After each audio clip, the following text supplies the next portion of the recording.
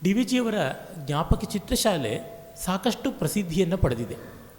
ಆದರೆ ಕೆಲವೊಮ್ಮೆ ಏನಾಗುತ್ತದೆ, ಒಂದು ಅತ್ಯಂತ ಪ್ರಸಿದ್ಧಿ ಪಡೆದ ಕೃತಿಯ ಕಾರಣ ಅವರ ಮಿಕ್ಕ ಕೃತಿಗಳು ಅಷ್ಟಾಗಿ ಗಮನಕ್ಕೆ ಬರದೇ ಹೋಗುತ್ತವೆ. ಅವರ ಶಕ್ತಿಯೇ ಅವರ ಪಾಲಿಗೆ ಒಂದು ದೋಷವಾಗಿಬಿಡುತ್ತದೆ, ಅವರ ಗುಣವೇ ದೋಷವಾಗುತ್ತದೆ. ದುಷಿಧಾತೋರಿವಾಸ್ಮಾಕಂ ಗುಣೋ ದೋಷಾಯ ಕಲ್ಪತೆ ಅಂತ ಒಬ್ಬಳು ವಿಕಟ ನಿತಂಬ ಅನ್ನುವ ಸಂಸ್ಕೃತ ಕವಿಯತ್ರಿ ಹೇಳ್ತಾಳೆ. ಆ ರೀತಿ ಆಗುತ್ತದೆ. ಏನು ಮಾಡೋಣ? ಈಗ ನೋಡಿ, ಕುವೆಂಪು ಅವರದು ಅನೇಕ ಉತ್ತಮೋತ್ತಮವಾದ ಕವಿತೆಗಳಿವೆ, ರಾಮಾಯಣ ದರ್ಶನ ಇದೆ. ಆದರೂ ಈಚಿನ ಕಾಲದಲ್ಲಿ ಅವರು ಕವಿಯಾಗಿ ಲೋಕಕ್ಕೆ ಮುಟ್ಟುವುದಕ್ಕಿಂತ ಹೆಚ್ಚಾಗಿ ಕವಿಯಲ್ಲದ ಮುಖಗಳನ್ನು ತೋರಿಸ್ತಾ ಇದ್ದಾರೆ. ಅವರು ಮತ್ತೆ ಮತ್ತೆ ತಾವು ಕವಿ ಅನ್ನೋದನ್ನು ಒತ್ತಿ ಹೇಳಿಕೊಂಡಿದ್ದಾರೆ. ಹೆಜ್ಜೆಜ್ಜೆಗೆ ಕವಿತೆಗಳ ಮೂಲಕವೂ ಪ್ರತಿಪಾದಿಸಿದ್ದಾರೆ, ನಾನು ಕವಿ, ನಾನು ಕವಿ ಅಂತ. ಅವರು ಮತ್ತೆ ಉತ್ತಮೋತ್ತಮ ಕವಿಗಳು, ಶ್ರೇಷ್ಠ ಕವಿಗಳು. ಆದರೆ ಈ ರೀತಿಯಾಗಿ ಅವರ ಎಷ್ಟೋ ಒಳ್ಳೆಯ ಕೃತಿಗಳು ಜನಮಾನಸಕ್ಕೆ ಮುಟ್ಟದಂತೆ ಆಗಿಬಿಡ್ತದೆ. ಆ ಸ್ಥಿತಿ ಡಿ ವಿ ಜಿಯವರೆಗೂ ಬಂದಿದೆ. ದೊಡ್ಡ ದೊಡ್ಡ ಕಲಾವಿದರಿಗೆ, ಪ್ರಖ್ಯಾತರಿಗೆ ಈ ರೀತಿಯಾದ ಸಂದರ್ಭಗಳು ಬರುವಂಥದ್ದು ಉಂಟು. ಪ್ರೊಫೆಸರ್ ಎಂ ಹಿರಿಯಣ್ಣ ಈ ಜ್ಞಾಪಕ ಚಿತ್ರಶಾಲೆಯ 7ನೇ ಸಂಪುಟ ಹೃದಯ ಸಂಪನ್ನರು ಅನ್ನೋದರೊಳಗೆ ಮೊದಲ ಲೇಖನ ಅವರ ಬಗೆಗಿದೆ. ಪರಿಪೂರ್ಣ ವಿದ್ವಾಂಸರು ಅಂತ ಹೆಸರಾಗಿದ್ದವರು. ಅಂಥ ಹಿರಿಯಣ್ಣನವರ outlines of philosophy and essentials of philosophy ಎನ್ನುವ 2 ಗ್ರಂಥಗಳಿಗೆ ತುಂಬ ಪ್ರಸಿದ್ಧಿ ಬಂದು ಅವರ ಬಿಡಿಬಿಡಿಯಾದ ಲೇಖನಗಳ ಸಂಗ್ರಹಗಳು ಮತ್ತೂ ಬೆಲೆ ಬಾಳುವು. ಅವುಗಳಿಗೆ ಬೆಲೆ ಬರಲಿಲ್ಲ. ಏನು ಮಾಡೋದು? ಕಾಳಿದಾಸನ ಶಾಕುಂತಲ ಜಗತ್ತಿನ ಜನರಿಗೆಲ್ಲ ಗೊತ್ತಿದೆ. ಶಾಕುಂತಲಕ್ಕಿಂತ ಮತ್ತೂ ಉನ್ನತವಾದದ್ದು ರಘುವಂಶ, ಕುಮಾರ ಸಂಭವ, ಮೇಘದೂತ. ಅವುಗಳಿಗೆ ಹೆಚ್ಚು ಪ್ರಾಶಸ್ತ್ಯ ಬರಲಿಲ್ಲ. ಇದು ವಿಧಿ ವಿಡಂಬನೆ ಅಂತ ಅನ್ನಬೇಕಾಗುತ್ತದೆ. ಮಂಕುತಿಮ್ಮನ ಕಗ್ಗಕ್ಕೆ ಕನ್ನಡ ಜನತೆ ಕೊಟ್ಟ ಆದರಣೆ ಅಪಾರವಾದದ್ದು. ಯಾವ ಲೇಖಕನನ್ನು ಕರುಬಿಸುವಂತೆ ಮಾಡುವಂಥದ್ದು. ಇಂಗ್ಲೀಷಿನಲ್ಲಿಯೇ ಅದಕ್ಕೆ 7 ಅನುವಾದಗಳಿವೆ. ಈಚೆಗೆ ಕೇಂದ್ರ ಸಾಹಿತ್ಯ ಅಕಾಡೆಮಿ ಪ್ರಕಟ ಮಾಡಿದ ಒಂದು ಪದ್ಯಾನುವಾದ ಡಾಕ್ಟರ್ ಚಂದನಶ್ರೀ ಅಂತ ಮಾಡಿದ್ದು ತುಂಬ ಚೆನ್ನಾಗಿ ಮಾಡಿದ್ದಾರೆ. ಬಹಳ ಸೊಗಸಾದ ಅನುವಾದ ಮಾಡಿದ್ದಾರೆ. ಅದಕ್ಕೆ ತಮಿಳಿನಲ್ಲಿ 2 ಅನುವಾದ ಇದೆ, ಹಿಂದಿಯಲ್ಲಿ 1 ಅನುವಾದ ಇದೆ, ಸಂಸ್ಕೃತದಲ್ಲಿ 2 ಅನುವಾದ ಇದೆ, ಮಲಯಾಳಂ ತುಳು ಭಾಷೆಗೆ ಭಾಗಶಃ ಅನುವಾದವಾಗಿದೆ, ತೆಲುಗು ಭಾಷೆಗೆ ಮೂಲದ ಛಂದಸ್ನಲ್ಲಿ ತುಂಬ ಸೊಗಸಾಗಿ ಅನುವಾದವಾಗಿದೆ. ಹೀಗೆ ಅನೇಕ ಅನುವಾದಗಳು ಬಂದಿದೆ. ಮತ್ತು ಕಗ್ಗಕ್ಕೆ ಎಷ್ಟು ಜನ ವ್ಯಾಖ್ಯಾನಗಳು ಬರೆದಿದ್ದಾರೆ, ಎಷ್ಟು ಜನ ಅದನ್ನು ವ್ಯಾಖ್ಯಾನಿಸ್ತಾ ಬಂದಿದ್ದಾರೆ. ಜನಕ್ಕೆ ತೌಂಡಿ ಸಂಪ್ರದಾಯ ಅಂತೀವಲ್ಲ, ಮೌಖಿಕ ಪರಂಪರೆಯಲ್ಲಿ ಲವಕುಶರ ರಾಮಾಯಣವನ್ನು ಗಾನ ಮಾಡದಂತೆ ಎಲ್ಲ ಕಡೆಯಲ್ಲೂ ಹಾಡಿದ್ದಾರೆ. ಆದರೆ ಡಿ ವಿ ಜಿಯವರ ಅಷ್ಟೇ ಉನ್ನತವಾದ ಕೃತಿಗಳು ಬೇರೆ ಇವೆಯಲ್ಲ, ಅವುಗಳ ಬಗ್ಗೆ ಯಾಕೋ ಜನಕ್ಕೆ ಗಮನ ಹೋಗಲಿಲ್ಲ. ಇದು ಕಗ್ಗದ ದೋಷವಲ್ಲ, ಈ ಕೃತಿಗಳ ದೋಷವೂ ಅಲ್ಲ, ಕೇಳುಗರ ಓದುಗರ ದೋಷ ಅಂತ ಅನ್ನಬೇಕು. ಏನು ಮಾಡೋಣ? ನಮಗೆ ಯಾವುದೋ ಕೆಲವು ಮಾತ್ರ, ಅದು ಬಿಟ್ಟು ಇನ್ಯಾವುದೂ ಇಲ್ಲ ಅಂತನ್ನುವ ಸ್ಥಿತಿ ಬಂದುಬಿಡುತ್ತದೆ. ಅದರೊಳಗೂ ಈ ಕಾಲ ಯೂಟ್ಯೂಬ್, ರೀಲ್ಸ್ ಈ ರೀತಿಯಾದ ಕಾಲದಲ್ಲಿ ತಕ್ಷಣ ಅದನ್ನು ಹೇಳೋದು, ಅದನ್ನು ಎಲ್ಲರೂ ಪ್ರಚಾರ ಮಾಡೋದು ಆಗುತ್ತದೆ. ಅದರ ಹಿಂದೆ ಏನಿದೆ, ಮುಂದೆ ಏನಿದೆ ಯಾವುದನ್ನು ನೋಡೋಕ್ಕಾಗೋಲ್ಲ.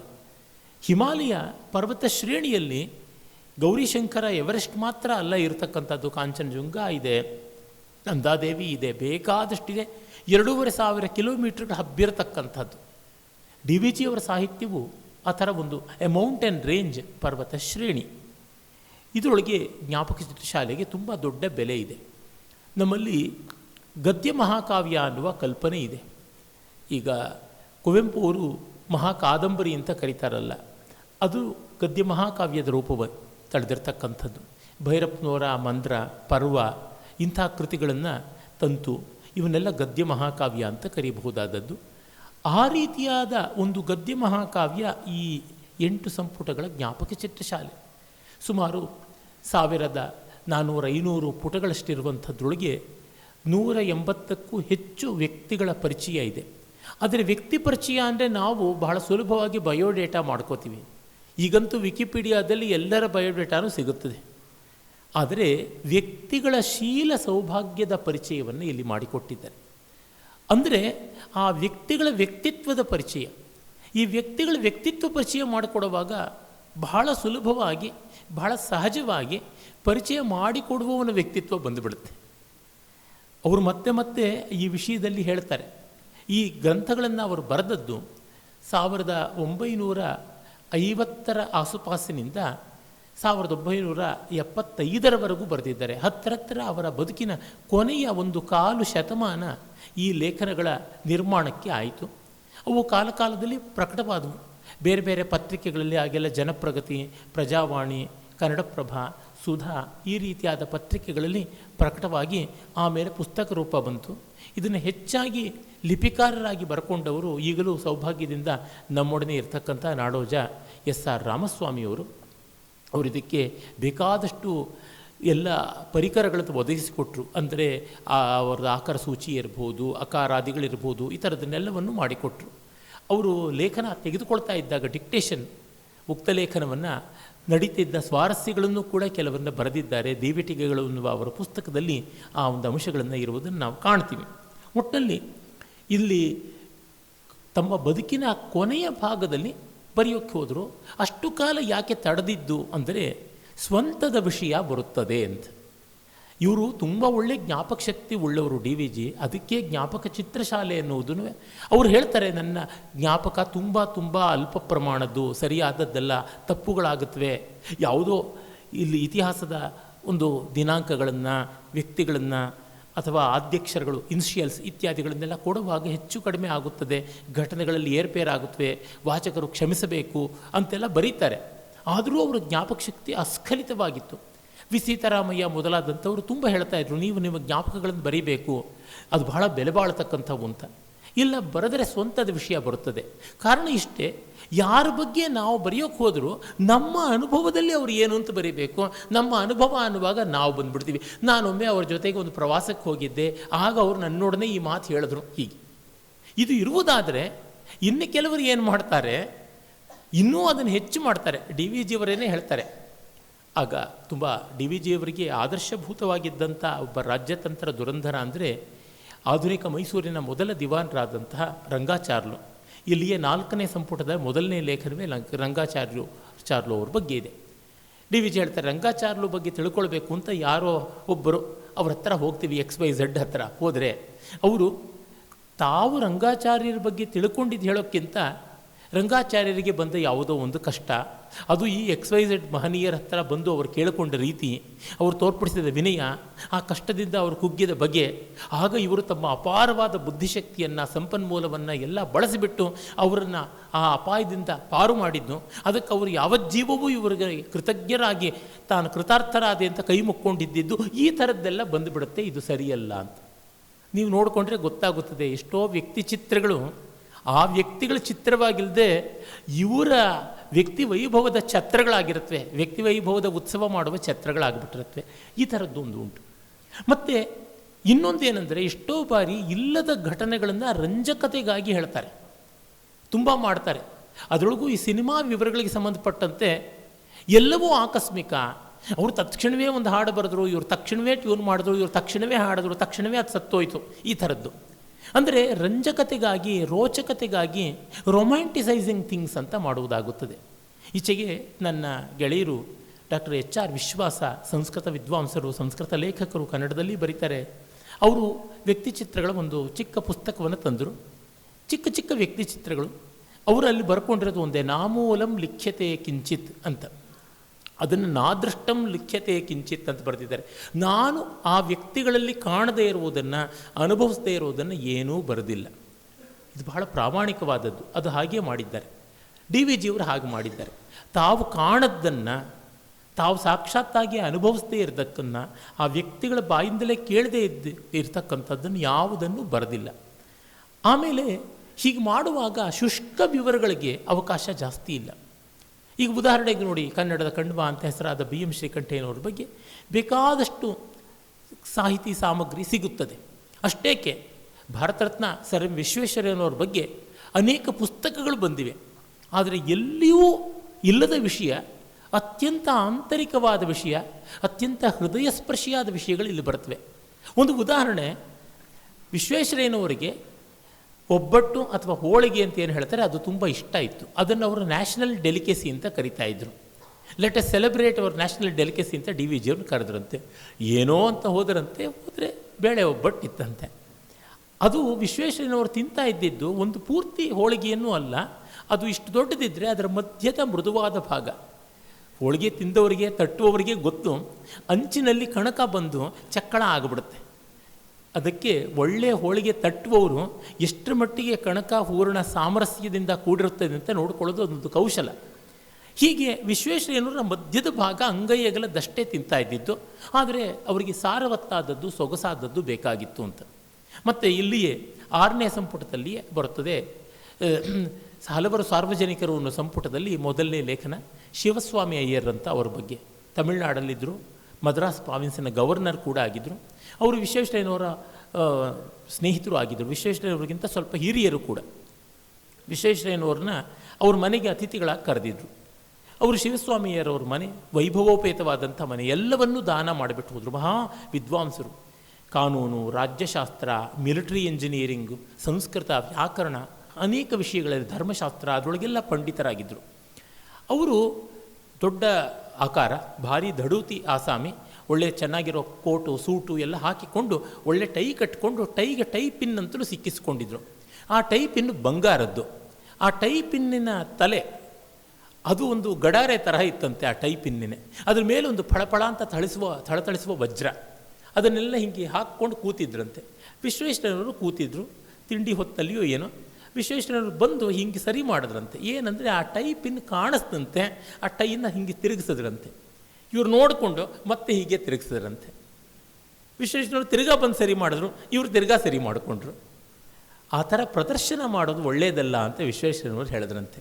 ನೋಡಿ, ಅದು ಪ್ರದರ್ಶನ ನಿಮ್ಮ ಸುಖಕ್ಕೆ ಅಂತ ಇವರಂದ್ರಂತೆ ಶಿವಸ್ವಾಮಿಯರು. ಏನಂದರೆ, ನನಗೆ ಕಾಣಿಸುತ್ತೆ ಆ ಟೈಪಿನ್ನು, ನೋಡೋರು ಸಂತೋಷ ಪಡಲಿ, ಆ ಹೊಳಪು ಸೊಗಸು ಕಂಡು ಆನಂದ ಪಡಲಿ.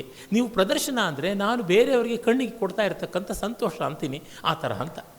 ಇದು ವಿಶ್ವೇಶ್ವರಯ್ಯನವರ ಮನೋಧರ್ಮ, ಇದು ಶಿವಸ್ವಾಮಿಯರವರ ಮನೋಧರ್ಮ. ಅವರಿಗೆ, ಶಿವಸ್ವಾಮಿಯರವ್ರಿಗೆ ಡಿ ವಿ ಜಿಯವರು ತುಂಬ ಆತ್ಮೀಯರಾಗ್ಬಿಟ್ರು. ಸಾಕಷ್ಟು ವಯಸ್ಸಿನ ಅಂತರ ಇತ್ತು. ನೋಡಯ್ಯ, ನಿನ್ನ ಮನೆಗೆ ಬರಬೇಕು ಅಂತ ನನಗನ್ಸುತ್ತೆ, ಆದರೆ ಬಂದರೆ ನಿನಗೆಲ್ಲಿ ಬ್ರಹ್ಮಹತ್ಯಾ ದೋಷ ಬರುತ್ತೋ ಅಂತ ಭಯ, ಅದಕ್ಕೆ ಬರೋಲ್ಲ ಅಂದ್ರಂತೆ. ಇದು ಯಾಕೆ ಅಂದರೆ, ನನಗೆ 80 ವರ್ಷ ವಯಸ್ಸು, ನಾನು ಸ್ಥೂಲಕಾಯ, ಮತ್ತು ನಾನು ತಮಿಳ ಅಯ್ಯರು ಬೃಹಚ್ಚರಣ ಅನ್ನೋ ಪಂಗಡ. ಬೃಹಚ್ಚರಣ ದೊಡ್ಡ ಕಾಲು, ನನ್ನ ಕಾಲು ಹಾಗೇನೆ ನನಗೆ 13 ಇಂಚಿನ ಶೂ ಇರುವಂಥದ್ದು. ಈ ಕಾಲಿನಲ್ಲಿ ನಿಮ್ಮ ಮನೆಗೆ 8-10 ಮೆಟ್ಲಿದೆ, ಅದು ಎತ್ತರದ ಮೆಟ್ಲು. ಅದನ್ನು ಹತ್ತೋವಾಗ ನಾನು ಬಿದ್ದು ಸತ್ತೋದ್ರೆ ನಿನಗೆ ಅಪಖ್ಯಾತಿ ಬಂದುಬಿಡುತ್ತೆ, ಅದಕ್ಕೆ ನಿಮ್ಮ ಮನೆಗೆ ಬರೋಲ್ಲ ಅಂತ. ಅಂದರೆ ಏನು, ಡಿ ವಿ ಜಿಯವ್ರ ಮನೆಗೆ ಬರಬೇಕು ಇವರು ಅಂದರೆ ಮೆಟ್ಲು ಬದಲಾಯಿಸಬೇಕು. ಡಿ ವಿ ಜಿಯವರು ಅವ್ರ ಕಾಲಿನ ಅಳತೆ, ಶೂ ಅಳತೆ ತೊಗೊಂಡು ತಕ್ಷಣವೇ ಮೆಟ್ಲನ್ನು ಬದಲಾಯಿಸಿ ಅವ್ರಿಗೆ ಸಲೀಸಾಗಿ ಹತ್ತು ಬರೋ ಥರ ಮಾಡಿದ್ರಂತೆ. ವೆಂಕಣ್ಣಯ್ಯನವರು ಮನೆಯೊಳಗೆ ಬರುವಾಗ ತಲೆ ತಗ್ಗಿಸಿ ಬರಬಾರ್ದು ಅಂತ ವಿ ಸೀತಾರಾಮಯ್ಯನವರು ಅವರ ಕೊಠಡಿಯ ಬಾಗಿಲನ್ನು 7 ಅಡಿಗೆ ಎತ್ತರ ಮಾಡಿದ್ರಂತೆ. ಆ ಕಾಲದಲ್ಲಿ ಯಾರೂ ಮಾಡ್ತಿರಲಿಲ್ಲ. ದೊಡ್ಡವರು ತನ್ನನ್ನು ಕಾಣುವಾಗ ತಲೆ ತಗ್ಗಿಸಬಾರ್ದು ಅಂತ. ಎಷ್ಟು ದೊಡ್ಡ ಮೌಲ್ಯ! ಈ ರೀತಿಯಾದ ಮೌಲ್ಯಗಳು, ಇಂಥದ್ದನ್ನು ವ್ಯಕ್ತಿ ಸ್ವಭಾವ, ಶೀಲ ಸ್ವಭಾವವಾಗಿ ಚಿತ್ರಿಸಬೇಕು. ಮತ್ತು ಅದು ನಮ್ಮ ಅನುಭವದಲ್ಲಿ ಬಂದು ನಮ್ಮ ಜ್ಞಾಪಕದಲ್ಲಿರಬೇಕು. ಮೊದಲಿಗೆ ದೊಡ್ಡವರ ಪರಿಚಯ ಆಗೋದು ಕಷ್ಟ, ಅಥವಾ ಪರಿಚಯವಾದವರಲ್ಲಿ ದೊಡ್ಡತನವನ್ನು ಕಾಣೋದು ಕಷ್ಟ. ಮೊದಲನೇ ಸಂಪುಟದಲ್ಲಿ ಏನೇ ಶಿವಪಿಚ್ಚೆ ಮೊದಲಿಯಾರಂತ ಒಬ್ಬರು ಬರ್ತಾರೆ. ಶಿವಪಿಚ್ಚೆ ಅಂದರೆ ಶಿವನ ಭಿಕ್ಷೆ ಅಂತ ತಮಿಳು ಹೆಸರು. ಮೊದಲಿಯಾರ್, ಮೊದಲಿ ಅಂದರೆ ಮೊದಲನೆಯವರು ಅಂತ, ಮುಂದಾಳು. ಅವರ ಕುಲಕ್ಕೆ ಆ ಹೆಸರು ಉಂಟು. ಮೊದಲ್ಯಾರ್ ಅಂತ ಕೇಟಾಳ್ ನಾಂಗಳು ಬಂದು ಮೊದಲ್ಯಾರ್ ಅಂತ ಆ ಥರ ಹೇಳ್ಕೋತಾರೆ. ಅವರು ಗಾರೆ ಕೆಲಸದವರು. ಅವರಿಗೆ ಚಿಕ್ಕ ವಯಸ್ಸಲ್ಲೇ ಹೆಂಡತಿ ಮತ್ತು ಒಂದು ಮಗು ತೀರ್ಕೊಂಡ ಮೇಲೆ ವೈರಾಗ್ಯ ಬಂದು ಅವರು ಭಗವದ್ ಭಕ್ತರಾಗಿದ್ದವರು ಗಾರೆ ಕೆಲಸ ಮಾಡ್ತಾಯಿದ್ರು. ಎಲ್ಲಿದ್ದರೆ ಅಲ್ಲಿಗೆ ಗಾರೆ ಕೆಲಸಕ್ಕೆ ಹೋಗ್ತಾಯಿದ್ರು. ಅವ್ರ ಚೀಲದಲ್ಲಿ ಕರ್ಣೆ, ಒಂದು ಮಟ್ಟಗೋಲು, ಚಿಕ್ಕ ಮಟ್ಟಗೋಲು, ಮತ್ತು ಒಂದು ರಸಮಟ್ಟೆ ಅಂತ ಹೇಳ್ಬಿಟ್ಟಿದ್ರು ಕರೀತಾರೆ. ಅದು ಸರಿಯಾಗಿ ಮಟ್ಟ ನೋಡೋದಕ್ಕೆ ಇಟ್ಕೊಳ್ತಕ್ಕಂಥದ್ದು. ಈ ಥರದ್ದೆಲ್ಲ ಅವರು ಇಟ್ಕೊಳ್ತಾಯಿದ್ರು ಪರಿಕರಗಳನ್ನು. ಒಂದಷ್ಟು ಬಟ್ಟೆ ಆ ಥರದ್ದು ಇಟ್ಕೊಂಡು ಹೊರಡ್ತಾಯಿದ್ರು. ಅವರು ತೀರ್ಥಯಾತ್ರೆ ಮಾಡ್ತಾಯಿದ್ರು. ಯಾವುದೇ ತೀರ್ಥಕ್ಕೆ ಹೋದಾಗ ಕ್ಷೇತ್ರಕ್ಕೆ, ಇಲ್ಲಿ ಎಲ್ಲರೂ ಮನೆ ಕಟ್ತಾ ಇದ್ದಾರಾ, ಕಟ್ಟಡಗಳ ನಿರ್ಮಾಣ ಆಗ್ತಾ ಇದೆಯಾ ಅಂತ ಹೋಗೋದು. ಇಲ್ಲಿ ಏನಾದ್ರು ಕೆಲಸ ಇದ್ದರೆ ಕೊಡಿ ಅಂತ ಕೇಳೋದು. ಕೆಲಸ ಮಾಡೋದು, ಅಚ್ಚುಕಟ್ಟಾದ ಕೆಲಸ, ಅದ್ಭುತವಾದ ಕೆಲಸ, ಫೈನ್ ಕ್ವಾಲಿಟಿ ಆಫ್ ವರ್ಕ್. ಹಾಗೆ ಮಾಡೋದು, ಬೆಳಗ್ಗೆಯಿಂದ ಸಂಜೆವರೆಗೂ ದುಡಿಯೋದು. ಹಾಗೆ ದುಡಿದು ಸಂಜೆ ಮೇಲೆ ಅಲ್ಲಿರೋ ದೇವಸ್ಥಾನಕ್ಕೋ ತೀರ್ಥಕ್ಕೋ ಪುಣ್ಯಕ್ಷೇತ್ರಗಳಿಗೋ ಹೋಗೋದು. ಅದನ್ನ ಸಂದರ್ಶನ ಮಾಡೋದು, ಭಗವತ್ ಸೇವೆ ಮಾಡೋದು, ಅಲ್ಲಿ ಒಂದಷ್ಟು ದಿವಸ ಇರೋದಕ್ಕೆ ಕೂಲಿ ಸಿಗುತ್ತೆ, ಅಲ್ಲಿಯೇ ದೇವಸ್ಥಾನದಲ್ಲೂ ಸತ್ರದಲ್ಲಿ ವಾಸ ಮಾಡೋದು, ಆ ಹಣ ಖರ್ಚು ಮಾಡಿಕೊಂಡು ಇನ್ನೊಂದು ಊರಿಗೆ ಹೋಗುವಷ್ಟು ಹಣ ಇಟ್ಟುಕೊಂಡು ಮಿಕ್ಕಿದ್ದನ್ನು ಯಾರಿಗಾದರೂ ಕೊಟ್ಟು ಅಲ್ಲಿಗೆ ಹೋಗೋದು, ಅಲ್ಲಿ ಇದೇ ಥರ ಮಾಡೋದು. ಹೀಗೆ ಅವರು ದೇಶದಾದ್ಯಂತ ಯಾತ್ರೆ ಮಾಡಿದ್ರಂತೆ. ಮತ್ತು ಅವರು ಮಧ್ಯಾಹ್ನ ಊಟ ಮಾಡುವಾಗಲೂ ಅಷ್ಟೇ ಮಿಕ್ಕವ್ರ ಜೊತೆ ಸೇರಿ ಗಾಸಿಪ್ ಮಾಡೋದು, ಬೀಡಿ ಸೇದೋದು ಏನೂ ಇಲ್ಲ. ಒಂದು ಮೂಲೆಯಲ್ಲಿ ಹೋಗ್ಬಿಟ್ಟು ಶಿವನಾಮ ಸಂಕೀರ್ತನೆ ಮಾಡಿಕೊಂಡು ಮಾಡ್ತಾಯಿದ್ರು, ಜಪ ಮಾಡ್ತಾಯಿದ್ರಂತೆ. ಇವರ ಬದುಕನ್ನು ಡಿ ವಿ ಜಿಯವರು ಕೊಡದೇ ಇದ್ದರೆ ನಮಗಿನ್ಯಾವ ಲೇಖಕರು ಕೊಡ್ತಾ ಇರಲಿಲ್ಲ. ಒಬ್ಬ ಗಾರೆಯ ಕೆಲಸದವರು. ಹಾಗೆ ಡಿ ವಿ ಜಿಯವರಿಗೆ ಗೊತ್ತಿದ್ದಂಥ ಬಂಡಿ ರಸೂಲ್ ಖಾನ್ ಅಂತ ಒಬ್ಬರು ಕುದುರೆ ಗಾಡಿಯನ್ನು ಓಡಿಸ್ತಕ್ಕಂಥವ್ರು. ಡಿ ವಿ ಜಿ ಬೆಂಗಳೂರಿಗೆ ಬರಬೇಕು, ಬಂದು ಬೆಳೆದು ದೊಡ್ಡವರಾಗಬೇಕು ಅಂತ ಆತ ಏನೋ ಆಸೆ ಪಟ್ಟು, ಹಾಗೆ ಆ ಮೂಲಕವಾಗಿ ನಾನು ನನ್ನ ಜಟ್ಕ ಓಡಿಸುವ ದುಡ್ಡಿನಲ್ಲಿ ನಿನಗೆ ಓದಿಸ್ತೀನಿ ಅಂತೆಲ್ಲ ಮಾಡಿದ್ರು. ಕೊನೆಗೆ ಡಿ ವಿ ಜಿ ಅದೇನು ಬೇಡ ಅಂತಂದರು. ಆದರೆ ಅಷ್ಟು ಪ್ರೀತಿಯಿಂದ ಮುಂದೆ ಬಂದಿದ್ದರು. ಇಂಥವರು ಅವ್ರ ಬಗ್ಗೆ ಒಂದು ಮಾಡ್ತಾರೆ. ಎಲ್ಲಿವರೆಗೆ ಅಂದರೆ ಜ್ಞಾಪಕ ಚಿತ್ರಶಾಲೆಯ 8ನೇ ಸಂಪುಟ ಸಂಕೀರ್ಣ ಸ್ಮೃತಿ ಸಂಪುಟದ ಕೊನೆಯ ಭಾಗ, ಬೀದಿಯ ಬಿಕಾರಿಗಳು ಗಂಡ ಹೆಂಡತಿ ಇಬ್ಬರು ಇರ್ತಾರೆ, ವಯಸ್ಸಾಗಿರುತ್ತದೆ. ಅಲ್ಲಿ ಹೆಂಡತಿ ಕಸ ಗುಡಿಸ್ತಾ ಇರ್ತಾಳೆ. ಒಂದು ಮಂಡಿ ಇರುತ್ತೆ ಬೆಂಗಳೂರಿನಲ್ಲಿ, ತರಗುಪೇಟೆ ಅಂತ ಒಂದು ಪೇಟೆ ಇದೆ, ಮಿಂಟೋ ಹಾಸ್ಪಿಟಲ್ ಹತ್ತಿರ. ಮಿಂಟೋ ಹಾಸ್ಪಿಟಲ್ ಎದುರಿಗೆ ಕೈಲಾಸಂ ಅವರ ಮನೆ ಇದ್ದಿದ್ದು, ಅವ್ರ ತಂದೆ ಮನೆ. ಕನ್ನಡ ಸಾಹಿತ್ಯ ಪರಿಷತ್ತಿನ ಪಂಪ ಮಹಾಕವಿ ರಸ್ತೆಯ ಎಕ್ಸ್ಟೆನ್ಷನ್ನೇ ಆ ತರಗುಪೇಟೆ. ಅಲ್ಲಿ ಕಸ ಗುಡಿಸ್ತಾ ಇದ್ಲು ಆಕೆ. ಅಲ್ಲಿಯೇ ಒಂದು ಪಡಸಾಲೆಯಲ್ಲಿ ಕಾರಿಡಾರ್ಸ್ನಲ್ಲಿ ಆಕೆ ಗಂಡ ಅನಾರೋಗ್ಯದಿಂದ ಇದ್ದವನು ಮಲಗಿರ್ತಾ ಇದ್ದ. ಅವರು ಪಾಪ ಆಕೆ ಬೆಳಗಿನ ಕೆಲಸ ಮಾಡಿ ಒಂದಷ್ಟು ಹಳೆ ತರಕಾರಿ ಅಂಗಡಿಗೆ ಹೋಗಿ ಅರ್ಧಂಬರ್ಧ ಕೊಳೆತಿರುವ ಒಣಗಿರುವ ತರಕಾರಿಗಳನ್ನೆಲ್ಲ ಆರಿಸ್ಕೊಂಡು ಬಂದು ಅದನ್ನೆಲ್ಲ ಹೆಚ್ಚಿ ಶುಭ್ರ ಮಾಡಿ ಅದರೊಳಗೆ ಅಡುಗೆ ಮಾಡಿ ಒಂದಷ್ಟು ಹಿಟ್ಟು ಒಂದಷ್ಟು ಅಂಬಲಿ ಮಾಡಿ ಗಂಡನಿಗೆ ಊಟಕ್ಕೆ ಏರ್ಪಾಟು ಮಾಡ್ತಾ ಇದ್ದಿದ್ದು. ಅಲ್ಲಿಯೇ ಬಿಸಿನೀರನ್ನು ಕಾಯಿಸಿ ಸ್ನಾನ ಮಾಡಿಸೋದಕ್ಕೆ ನೋಡ್ತಾ ಇದ್ದಿದ್ದು. ಆದರೆ ಆ ಗಂಜಿ ಅಂಬಲಿ ಕುಡಿಯುವಾಗ, ಆ ಮುದ್ದೆ ತಿನ್ನುವಾಗ ಆ ದಂಪತಿಗಳಿದ್ದ ಪ್ರೀತಿ, ಅವರ ಆನಂದ ಪಡ್ತಾ ಇದ್ದ ರೀತಿ, ಅವರು ನಕ್ಕು ನಲೀತಾ ಇದ್ದಿದ್ದನ್ನು ಡಿ ವಿ ಜಿ ಅಲ್ಲಿ ಐರಿಷ್ ಪ್ರೆಸ್ ಅಂತಿತ್ತು, ಅಲ್ಲಿ ಅವರ ಪತ್ರಿಕೆ ಕರ್ನಾಟಕ ಅನ್ನೋ ಪತ್ರಿಕೆ ಹೊರಡಿಸ್ತಾ ಇದ್ರು. ಅದಕ್ಕೆ ಪ್ರೂಫ್ ನೋಡ್ತಾ 6 ತಿಂಗಳು 7 ತಿಂಗಳು ನೋಡಿದ್ರು. ಅದನ್ನು ಕುರಿತು ಬರೀತಾ ಹೃದಯ ಸೌಂದರ್ಯ ಒಂದು ಮಧುರ ಸ್ಮೃತಿ ಅಂತ ಲೇಖನ ಬರೆದಿದ್ದಾರೆ. ಅದನ್ನು ಮುಗಿಸೋದು ಹೇಗೆ? ಇದಲ್ವಾ ಉಪನಿಷತ್ನಲ್ಲಿ ಹೇಳಿರ್ತಕ್ಕಂಥ ಆನಂದ. ಆನಂದೋ ಬ್ರಹ್ಮೇತಿ ವ್ಯಜಾನಾತ್ ಆನಂದಾಧ್ಯೇವ ಖಲ್ ವಿಮಾನಿ ಭೂತಾನಿ ಜಾಯಂತೆ ಅಂತ ಆ ಉಪನಿಷತ್ ಮಂತ್ರದಿಂದ ಮುಗಿಸ್ತಾರೆ. ಅಂದರೆ ಡಿ ವಿ ಜಿಯವರಿಗೆ ವಿಶ್ವೇಶ್ವರಯ್ಯನವರು, ಮಿರ್ಜಾ ಇಸ್ಮಾಯಿಲು ಮೊದಲಾದಂಥ ದಿವಾನ್ರುಗಳು, ದೇಶ ವಿದೇಶಗಳ ಪ್ರಖ್ಯಾತರಾದವರು ಪರಿಚಯ ಇದ್ದರು. ದಿವಾನ್ರಾದಂಥ ಮಿರ್ಜಾ ಇಸ್ಮಾಯಿಲ್ರಂತೂ ಡಿ ವಿ ಜಿಯವರಿಗೆ ಮೊದಲಿಂದ ಪರಿಚಯ, ದಿವಾನ್ರಾಗೋಕ್ಕೆ ಮುಂಚೆಯಿಂದ.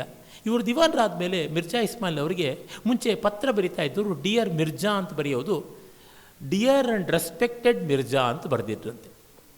ನೆಕ್ಸ್ಟ್ ಟೈಮ್ ಮಿರ್ಜಾ ಇಸ್ಮಾಯಿಲ್ ಅವರ ಆಫೀಸ್ಗೆ ಡಿ ವಿ ಜಿ ಹೋದಾಗ ಆ ಲೆಟರ್ನ ಹಿಂಗೆ ಇಟ್ಟು ತೋರಿಸಿದ್ರಂತೆ. ರೆಸ್ಪೆಕ್ಟೆಡ್ ಅನ್ನೋದ್ರ ಕೆಳಗೆ ರೆಡ್ಡಿಂಕಲ್ಲಿ ಮಾರ್ಕ್ ಮಾಡಿದ್ರಂತೆ. ಇದು ಯಾತಕ್ಕೆ ನೀನು ಹೀಗೆ ಮಾಡ್ತೀಯಾ? ನನಗೆ ಸ್ಥಾನ ಬಂತು ಅಂತ ನೀನು ಇಷ್ಟು ಗೌರವ ಕೊಡಬಾರದು. ನಾನು ನಿನಗೆ ಯಾವತ್ತೂ ಡಿಯರ್ ಮಿರ್ಜಾ ಹೊರತು ರೆಸ್ಪೆಕ್ಟೆಡ್ ಮಿರ್ಜಾ ಅಲ್ಲ ಅಂತ. ಇಷ್ಟು ದೊಡ್ಡವರು ಅವರು. ಈ ರೀತಿ ಅಷ್ಟು ವ್ಯಾಪ್ತಿ ಇತ್ತು, ಆ ರೇಂಜ್ ಇತ್ತು ಅವರಿಗೆ. ಮಹಾ ವಿದ್ವಾಂಸರುಗಳದು, ಕವಿಗಳದು ಎಲ್ಲ ಪರಿಚಯ ಇತ್ತು. ಬಸವಪ್ಪ ಶಾಸ್ತ್ರಿಗಳು ಕನ್ನಡ ಕಾಳಿದಾಸ ಅಂತಲೇ ಹೆಸರಾದವರು. ತುಂಬ ಸೊಗಸಾಗಿ ಶಾಕುಂತಲವನ್ನು ಕನ್ನಡಕ್ಕೆ ಅನುವಾದ ಮಾಡಿದ್ದಾರೆ. ಇವತ್ತಿಗೂ ಯಾವತ್ತಿಗೂ ಅದು ಒಳ್ಳೆ ಸೊಗಸಾದ ಅನುವಾದ. ಒಮ್ಮೆ ಮೈಸೂರಿನಲ್ಲಿ ಎಂ ವೆಂಕಟಕೃಷ್ಣಯ್ಯನವರು, ತಾತಯ್ಯ ಅಂತ ಕರೀತಾರೆ, ವೃದ್ಧ ಪಿತಾಮಹ ಅಂತ, ಆ ವೆಂಕಟಕೃಷ್ಣಯ್ಯನವರು ಮತ್ತು ಎಂ ಎಸ್ ಪುಟ್ಟಣ್ಣನವರು ಕನ್ನಡಕ್ಕೆ ಒಳ್ಳೊಳ್ಳೆ ಕಾದಂಬರಿಗಳು ಕೊಟ್ಟರು. ಮಾಡಿದ್ದುಣ್ಣೋ ಮಹಾರಾಯ, ಮುಸುಕುತೆಗೆಯೇ ಮಾಯಾಂಗನೆ ಮತ್ತು ಕುಣಿಗಲ್ ರಾಮಶಾಸ್ತ್ರಿಗಳ ಚರಿತ್ರೆ, ಈ ಥರ ತುಂಬ ಸೊಗಸಾದ ಕೃತಿಗಳನ್ನು ಬರೆದರು. ಕನ್ನಡವನ್ನು ನಿಜವಾಗಿ ಕಟ್ಟಿ ಬೆಳೆಸಿದ ಮಹನೀಯರಲ್ಲಿ ಇವರೆಲ್ಲ ಸೇರ್ತಾರೆ. ಅವರೆಲ್ಲ ಒಂದು ಹೊಸ ಪತ್ರಿಕೆ ಮಾಡಬೇಕು, ಹಿತಬೋಧಿನಿ ಅಂತ ಒಂದು ಪತ್ರಿಕೆ. ಆಗ ಒಂದು ಪತ್ರಿಕೆ ಮಾಡಬೇಕಾದ್ರೆ ಪತ್ರಿಕೆಯ ಧ್ಯೇಯೋದ್ದೇಶವನ್ನು ವರ್ಣಿಸುವಂಥ ಅಥವಾ ಸರಸ್ವತಿ ಸ್ತೋತ್ರ ಮಾಡುವಂಥ ಒಂದು ಕನ್ನಡ ಪದ್ಯ ಹಾಕಬೇಕು ಅಂತ. ಸುಮಾರು ಜನ ಕವಿಗಳು, ಲೇಖಕರು ಎಲ್ಲ ಬಂದರು ಆ ಮೀಟಿಂಗಿಗೆ. ಎಲ್ಲರೂ ತಿಣುಕ್ತಾ ಇದ್ದಾರೆ, ಯಾರಿಗೂ ಯಾವುದೂ ಇಷ್ಟ ಆಗ್ತಾ ಇಲ್ಲ. ಆಗ ಬಸವಪ್ಪ ಶಾಸ್ತ್ರಿಗಳು ಬಂದ್ರಂತೆ. ಏನು ಅಂತ ಕೇಳಿದ್ರಂತೆ. ಹೀಗೆ ಚರ್ಚೆ ನಡೀತಾ ಇದೆ ಅಂತ. ಹೌದೇ, ಬರ್ಕೊಳ್ಳಿ. ಆವಳ ಕೈ ಬಿಡಿದ ರಾಜೀವ ಭವಂ ನಿಖಿಳ ಲೋಕ ನಿರ್ಮಾಣ ಕಲಾ ಕೋವಿದನಾದನು ಆ ವಾಗ್ದೇವತೆ ಮೈವೆತ್ತು ಪರಗೆ ಹಿತಬೋಧಿನಿಯೊಳ್ ಅಂತ ಪದ್ಯ ಹೇಳಿದ್ರಂತೆ. ಆವಳ ಕೈ ಬಿಡಿದ ಆ ರಾಜೀವ ಭವಂ ನಿಖಿಳ ಲೋಕ ನಿರ್ಮಾಣ ಕಲಾ ಕೋವಿದನಾದನು. ಯಾವ ಸರಸ್ವತಿಯ ಕೈ ಹಿಡಿದು ಬ್ರಹ್ಮ ಈ ಜಗತ್ತನ್ನು ಸೃಷ್ಟಿ ಮಾಡುವ ಯೋಗ್ಯತೆ ಪಡ್ಕೊಂಡು ಆ ವಾಗ್ದೇವತೆ, ಆ ವಾಗ್ದೇವಿ ಈ ಹಿತಬೋಧಿನಿ ಪತ್ರಿಕೆಯಲ್ಲಿ ತಾನು ಮೈದಾಳಿ ಬೆಳೆಯಲಿ, ತಾನು ಮೈದಾಳಿ ನಿಲ್ಲಲಿ ಅಂತ. ಇದಲ್ವಾ ಪದ್ಯ, ಇದಲ್ವಾ ಕವಿತೆ ಅಂತ ಅದನ್ನೇ ಹಾಕ್ಕೊಂಡ್ರಂತೆ. ಇಂಥ ಬಸವಪ್ಪ ಶಾಸ್ತ್ರಿಗಳಂಥ ಅವರು ಇನ್ನೂ ಅನೇಕರಿದ್ದರು.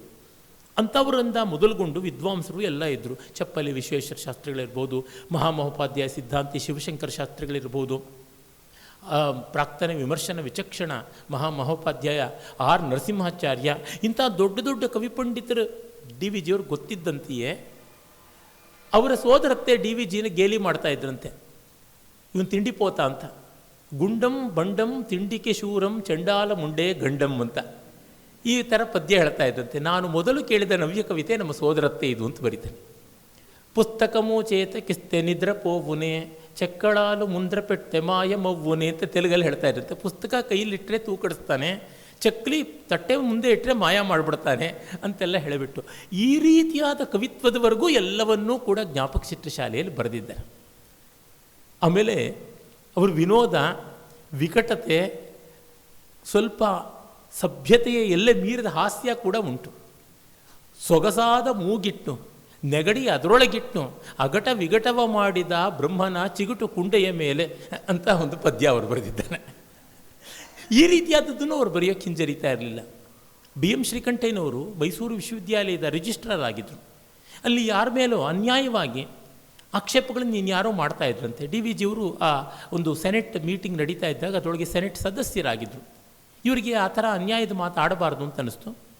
ಅದಕ್ಕೆ ಬಿ ಎಂ ಶ್ರೀಕಂಠಯ್ಯನವರಿಗೆ ಒಂದು ಚೀಟಿ ಕಳಿಸಿದ್ರು. ನೋಡಿ, ಯಾರೋ ಸದಸ್ಯರು ಕೆಟ್ಟ ಮಾತಾಡ್ತಾ ಇದ್ದಾರೆ ಅಂತ ಒಂದು ಚೀಟಿ. ಆ ಚೀಟಿ ಹಿಂಗೆ ಬಿ ಎಂ ಶ್ರೀ ನೋಡಿಕೊಂಡು ಬನ್ನಿ ಅಂತ ಸನ್ನೆ ಮಾಡಿದ್ರು. ಇಬ್ಬರು ಹಿಂದೆ ಮೀಟಿಂಗ್ ನಡೀತಾ ಇದ್ರು, ಹಿಂದಿನ ಕೋಣೆ ಒಳಗೆ ಹೋದ್ರಂತೆ.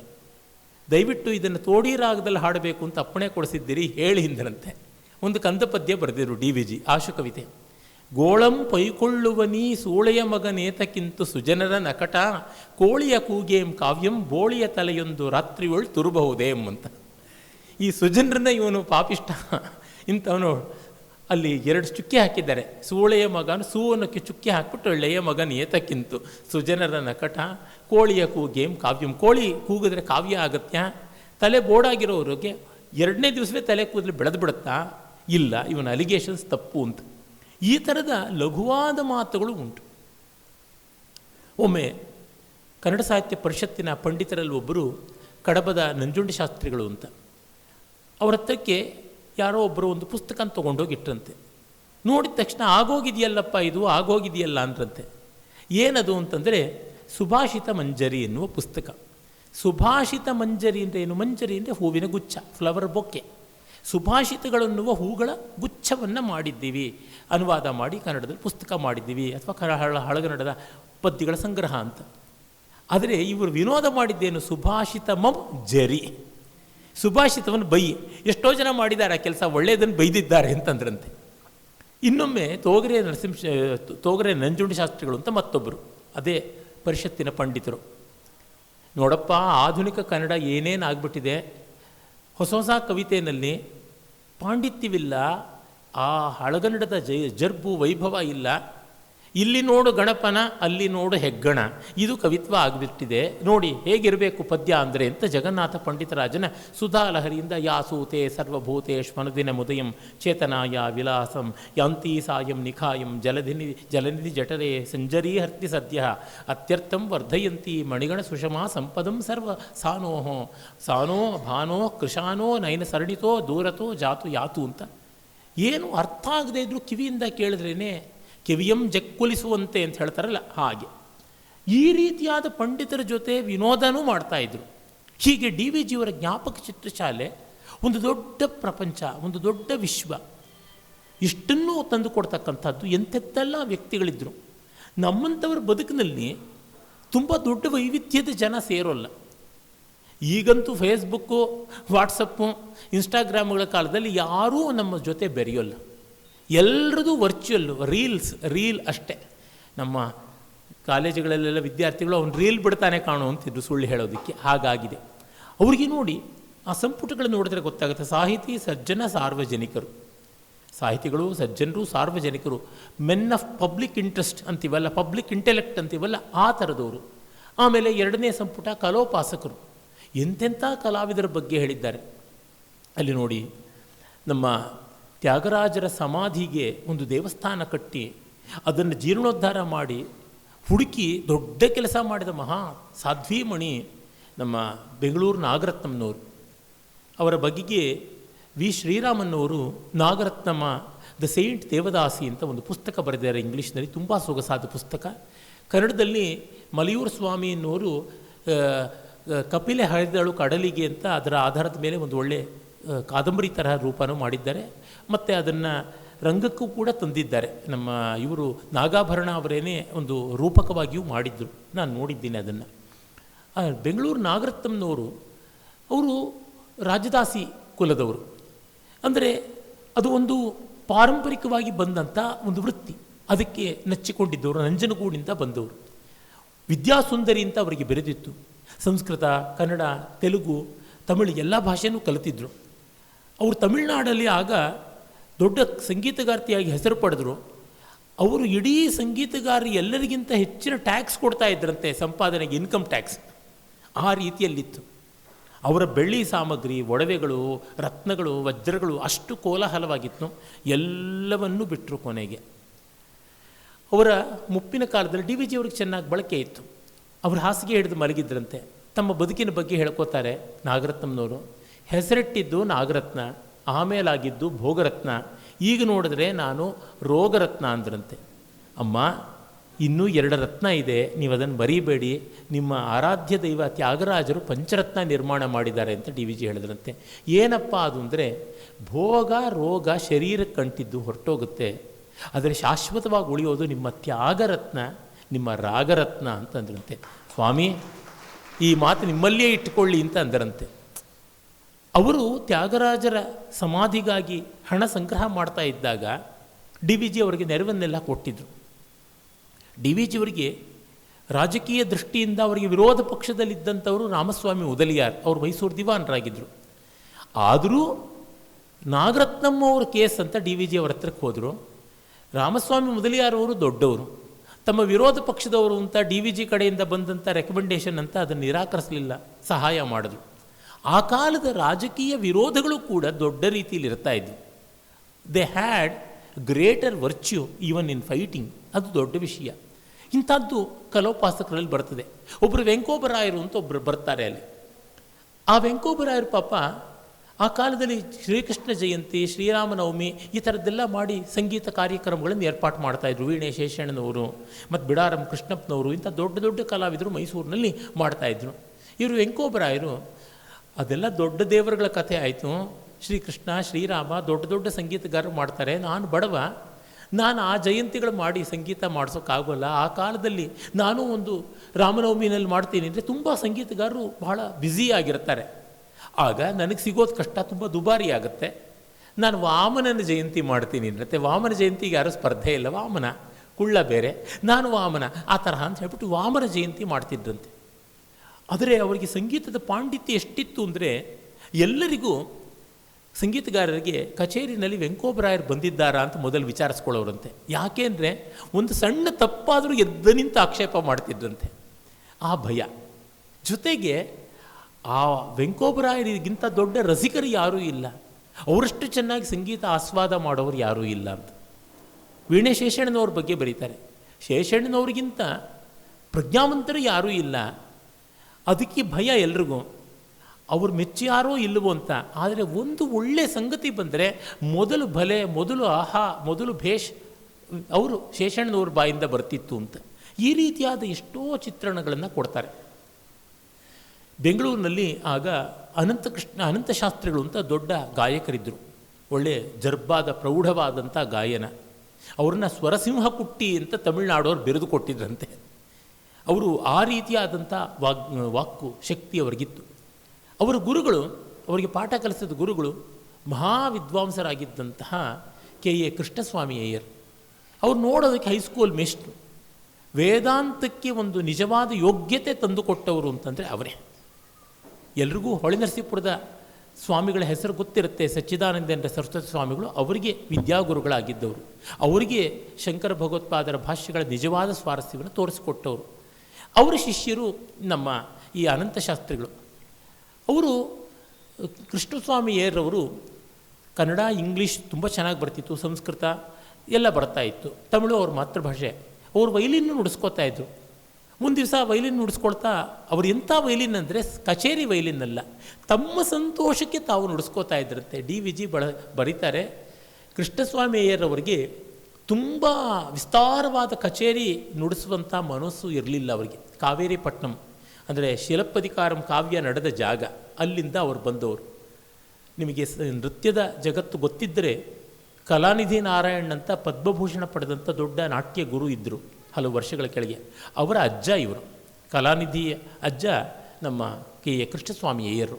ಕೃಷ್ಣಸ್ವಾಮಿ ಅಯ್ಯರು ಆ ಥರ ಕಚೇರಿ ಮಾಡುವಂಥ 3-4 ಗಂಟೆಗಳ, ಆ ಕಾಲದಲ್ಲೆಲ್ಲ 5-6 ಗಂಟೆಗಳ ಕಾಲದ ವೈಲಿನ್ ನುಡಿಸೋರು ಎಲ್ಲ ಇದ್ದರು.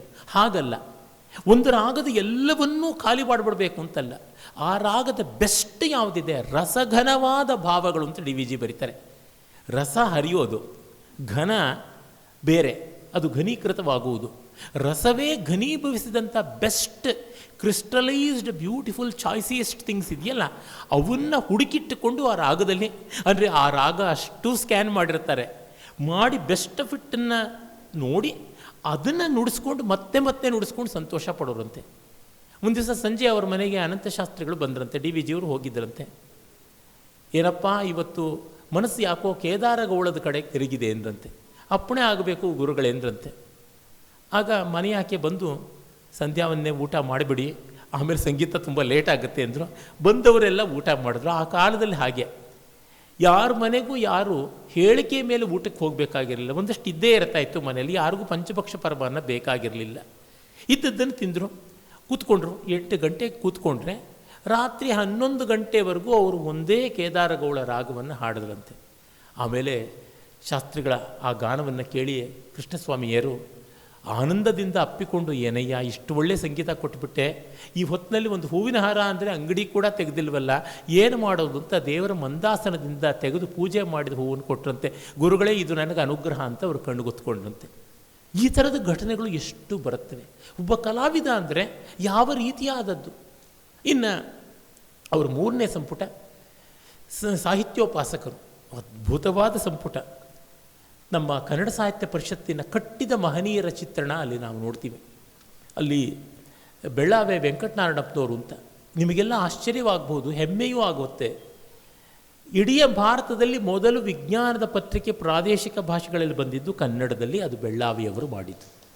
ನಾನು ಆ ಪತ್ರಿಕೆಗಳ ಹಳೆ ಆವೃತ್ತಿಗಳನ್ನು ನೋಡಿದ್ದೀನಿ. ಎಷ್ಟು ಹೈ ಕ್ಲಾಸ್ ಭಾಷೆ, ಎಷ್ಟು ಒಳ್ಳೆಯ ರೀತಿ, ಎಷ್ಟು ಒಳ್ಳೆಯ ನಿರೂಪಣೆ ಅಂತ ಗೊತ್ತಾಗುತ್ತದೆ. ಅದು ಪ್ರತಿ ತಿಂಗಳ ಅಮಾವಾಸ್ಯೆ ದಿವಸ ಅದು ಬಿಡುಗಡೆ ಮಾಡ್ತಾಯಿದ್ರು. ಅಲ್ಲಿವರೆಗೂ ಪ್ರೆಸ್ಸಲ್ಲಿ ಕೂತು ಪ್ರೂಫ್ ನೋಡೋದು, ಪೇಜ್ ಮೇಕಿಂಗ್ ಮಾಡೋದು ಎಲ್ಲ ಮಾಡಿ ಕೊನೆಗೆ ಪ್ರಿಂಟ್ ಹಾಕಿಸಿ ಬೈಂಡ್ ಮಾಡಿದ್ಮೇಲೆ ಅಂಚನ್ನು ಕತ್ತರಿಸೋದು ಉಂಟು. ಹಾಗೆ ಕತ್ತರಿಸಿ ರಾತ್ರಿ 12 ಗಂಟೆ ಆಗೋದ್ರೊಳಗಾಗಿ 4 ಮನೆಗಳಿಗಾದರೂ ಪೋಸ್ಟ್ ಮಾಡಿಬಿಟ್ರೆ ಆಗ ಪತ್ರಿಕೆ ಸರಿಯಾದ ಕಾಲಕ್ಕೆ ಬಂತು ಅಂತ. ಹಾಗಾಗಿ 11 ಗಂಟೆ ಅಷ್ಟೊತ್ತಿಗೆ ಒಂದು 8 ವಿಜ್ಞಾನ ಪತ್ರಿಕೆಯ ಪ್ರತಿಗಳನ್ನು ಇಟ್ಟುಕೊಂಡು ಬಸವನಗುಡಿನಲ್ಲಿರ್ತಕ್ಕಂಥ ಅದರ ಚಂದಾದಾರ ಮನೆ ಕಿಟಕಿಗೆ ಹೋಗ್ಬಿಟ್ಟು ಹಾಕ್ಬಿಟ್ಟು, ಇವತ್ತೇ ಪತ್ರಿಕೆ ಬಂದಿದೆಯಪ್ಪೋ ಅಂತ ಕೂಗ್ಬಿಟ್ಟು ಹೋಗೋರಂತೆ. ಇದು ನಿಯತ್ತು ಅಂತಂದರೆ ಅವರಿಗೆ ಈ ರೀತಿಯಾದ ವಿಜ್ಞಾನದ ಬಗ್ಗೆ ಎಷ್ಟಿತ್ತೋ ಸಮಾಜ ಹಿತಗಳ ಬಗ್ಗೆ ಹಾಗಿತ್ತು. ನೀವು ಬೆಂಗಳೂರಿನ ಗಾಂಧಿ ಬಜಾರಿಗೆ ಬಂದರೆ, ಗಾಂಧಿ ಬಜಾರ್ ಟ್ಯಾಕ್ಸಿ ಸ್ಟ್ಯಾಂಡ್ ಅಂತ ಜಾಗ, ಟ್ಯಾಗೋರ್ ಸರ್ಕಲ್ ಅಂತ ಇದೆ, ಅಲ್ಲಿ ಬಸವನಗುಡಿ ಕ್ಲಬ್ ಅಂತ ಇದೆ. ಆ ಕ್ಲಬ್ಬಿನ ಗೋಡೆಗಳನ್ನು ಇಟ್ಟಿಗೆಗಳನ್ನು ಜೋಡಿಸಿ ಇವರೇ ಕರುಣೆ ಇಟ್ಕೊಂಡು ಮಟ್ಟಗೋಲು ಇಟ್ಕೊಂಡು ಕಟ್ಟಿದ್ರಂತೆ. ನಾನು ಯಾವ ಜಾಗದಲ್ಲಿದ್ದೀನಿ, ನಮ್ಮ ಮನೆ ಪಕ್ಕದಲ್ಲೇ ಮಲ್ಲಿಕಾರ್ಜುನ ಸ್ವಾಮಿ ದೇವಸ್ಥಾನ, ಅದನ್ನು ಅವರೇ ಕಟ್ಟಿದರು. ಅವರು ಬಸವನಗುಡಿಗೆ ಬಂದ ಮೊದಲ ಜನದಲ್ಲಿ ಒಬ್ಬರು. ಇವತ್ತು ಅವ್ರ ಮನೆ ಹಾಗೇ ಇದೆ, ನೀವು ನೋಡ್ಬೋದು ಬೇಕಾದ್ರೆ. ಬ್ಯೂಗಲ್ ರಾಕ್ ಪಾರ್ಕ್ ಅಂತ ಯಾವುದಿದೆ, ಕಹಳೆ ಬಂಡೆ ಉದ್ಯಾನ, ಅದರ ಹತ್ತಿರದಲ್ಲೇ ಆ ಮನೆ ಇದೆ, ಡಿ ವಿ ಜಿ ರಸ್ತೆಯಲ್ಲೇ ಇದೆ, ಕಾರ್ನರ್ ಮನೆ. ಅವರು ಶಿವಾಲಯ ಭಗವಂತನ ಸನ್ನಿಧಿ ಇಲ್ಲದೇ ಇರೋ ಜಾಗದಲ್ಲಿ ಇರಬಾರ್ದು ಅಂತ ಆ ಏರಿಯಾದಲ್ಲೆಲ್ಲ ನೋಡಿದ್ರು. ಒಂದು ಮುರುಕಲ್ ಮಂಟಪದಲ್ಲಿ ಶಿವಲಿಂಗ ಕಾಣಿಸ್ತು. ತಕ್ಷಣ ಎಂದಿನಂತೆ ತಾವೇ ಸಿಮೆಂಟು ಮಣ್ಣು ಕಲಸಿ ಅದನ್ನು ಮಂದಿರ ನಿರ್ಮಾಣಕ್ಕೆ ತೊಡಗಿದ್ರಂತೆ. ಮತ್ತು ಅದು ಗೌರ್ಮೆಂಟಿನ ಮೂಲಕ ಅದು ಇದು ಮುಜರಾಯಿ ಇಲಾಖೆಗೆ ಸೇರುವುದು, ಇಷ್ಟೆಲ್ಲ ಪರಿಶ್ರಮ ಮಾಡಿದ್ರು. ಜೊತೆಗೆ ಫಿಸಿಕ್ಸ್ ಪಾಠ ಮಾಡ್ತಾಯಿದ್ರು ಅದ್ಭುತವಾಗಿ. ನಿಮಗೆಲ್ಲ ಬಿ ಎಂ ಶ್ರೀಕಂಠಯ್ಯನವರು ಗೊತ್ತು, ಅವರ ವಿದ್ಯಾಗುರುಗಳು ಇವರು. ಬಿ ಎಂ ಶ್ರೀಯವರು ಬೆಳ್ಳಾವಿಯವರ ಶಿಷ್ಯರು. ಬೆಳ್ಳಾವಿಯವರಿಗೆ ನಂಗಪುರಂ ವೆಂಕಟೇಶ್ ಅಯ್ಯಂಗಾರ್ ಅಂತ ಜಿಯಾಲಜಿಸ್ಟ್ ಅವರು ಗುರುಗಳು. ಇವರೆಲ್ಲರೂ ಒಬ್ಬ ಜಿಯಾಲಜಿಸ್ಟಲ್ಲಿ, ಫಿಸಿಸಿಸ್ಟಲ್ಲಿ, ಇಂಗ್ಲೀಷ್ ಪ್ರೊಫೆಸರಲ್ಲಿ ಇವರೆಲ್ಲ ಕನ್ನಡ ಕಟ್ಟಿದ್ದಾರೆ. ನಂಗಪುರಂ ವೆಂಕಟೇಶ್ ಅಯ್ಯಂಗಾರರು, ಬೆಳ್ಳಾವಿಯವರು, ಬಿ ಎಂ ಶ್ರೀಕಂಠಯ್ಯನವರು, ಮತ್ತು ER Krishnashastri, Venkannaiah, Kuvempu, B M ತೀನ್ ಶ್ರೀಕಂಠಯ್ಯ, DL ನರಸಿಂಹಾಚಾರ್ಯ, ಹೀಗೆ ಆ ಪರಂಪರೆ ಬೆಳೆದಿರತಕ್ಕಂಥದ್ದು ನೋಡ್ತೀವಿ. ಆಮೇಲೆ ಜವರೇಗೌಡರು ಹೀಗೆ ಬಂದಿದೆ. ಈ ರೀತಿ ಮಾಡಿದ್ದವರು. ಆಮೇಲೆ ನೀವು ವಿ ಸೀತಾರಾಮಯ್ಯನವರ ಪಂಪ ಯಾತ್ರೆ ಅನ್ನುವ ಪುಸ್ತಕ ಓದಿರ್ತೀರಾ ಅನಿಸುತ್ತೆ. ಓದದೇ ಇದ್ದರೆ ಹಿಂದೇ ಮನೆಗೆ ಹೋಗಿ ಎಲ್ಲಾದರೂ ಇದ್ದರೆ ಓದಿ. ಅದಂತೂ ಈಗ ಆನ್ಲೈನಲ್ಲಿ ಫ್ರೀ ಡೌನ್ಲೋಡ್ ಮಾಡ್ಕೋಬೋದು. VC ಅವರ ಸಾಹಿತ್ಯ ಎಲ್ಲ ನಿಮಗೆ ಸಿಗುತ್ತದೆ. ಓದಿ, ಖಂಡಿತ ಓದಿ. ಪಂಪಯಾತ್ರೆ ಕನ್ನಡದ ಮೊದಲ ಪ್ರವಾಸ ಕಥನ, ಅತ್ಯಂತ ಉತ್ತಮವಾದದ್ದು. ಆ ಪ್ರವಾಸ ಕಾಲದಲ್ಲಿ ಬೆಳ್ಳಾವಿಯ DVG ಎಲ್ಲ ಅವ್ರ ಜೊತೆಗಿದ್ದರು. ಬೆಳ್ಳಾವಿಯವರು ಪ್ರವಾಸ ಹೋಗುವಾಗ ಎಲ್ರಿಗೂ ಅಡುಗೆ ಮಾಡಿ ತಾವೇ ಹಾಕ್ತಾಯಿದ್ರು.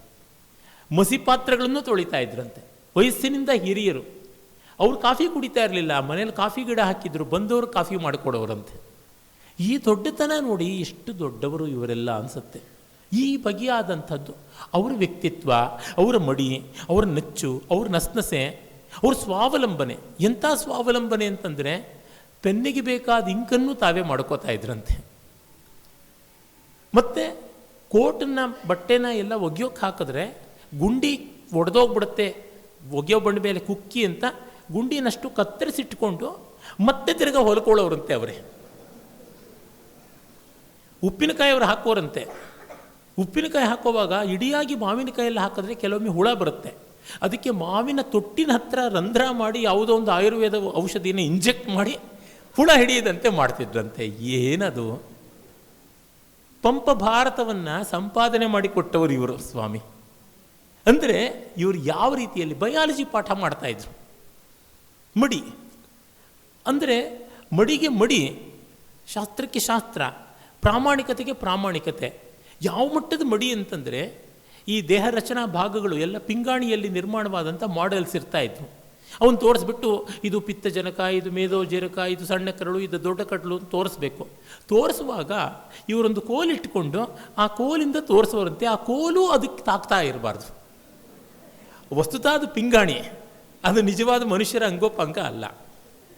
ಆದರೂ ಆ ಶರೀರದ ಹೆಸರಿದೆಯಲ್ವ, ಅದಕ್ಕೆ ದೂರದಲ್ಲಿಡಬೇಕು ಅಂತ.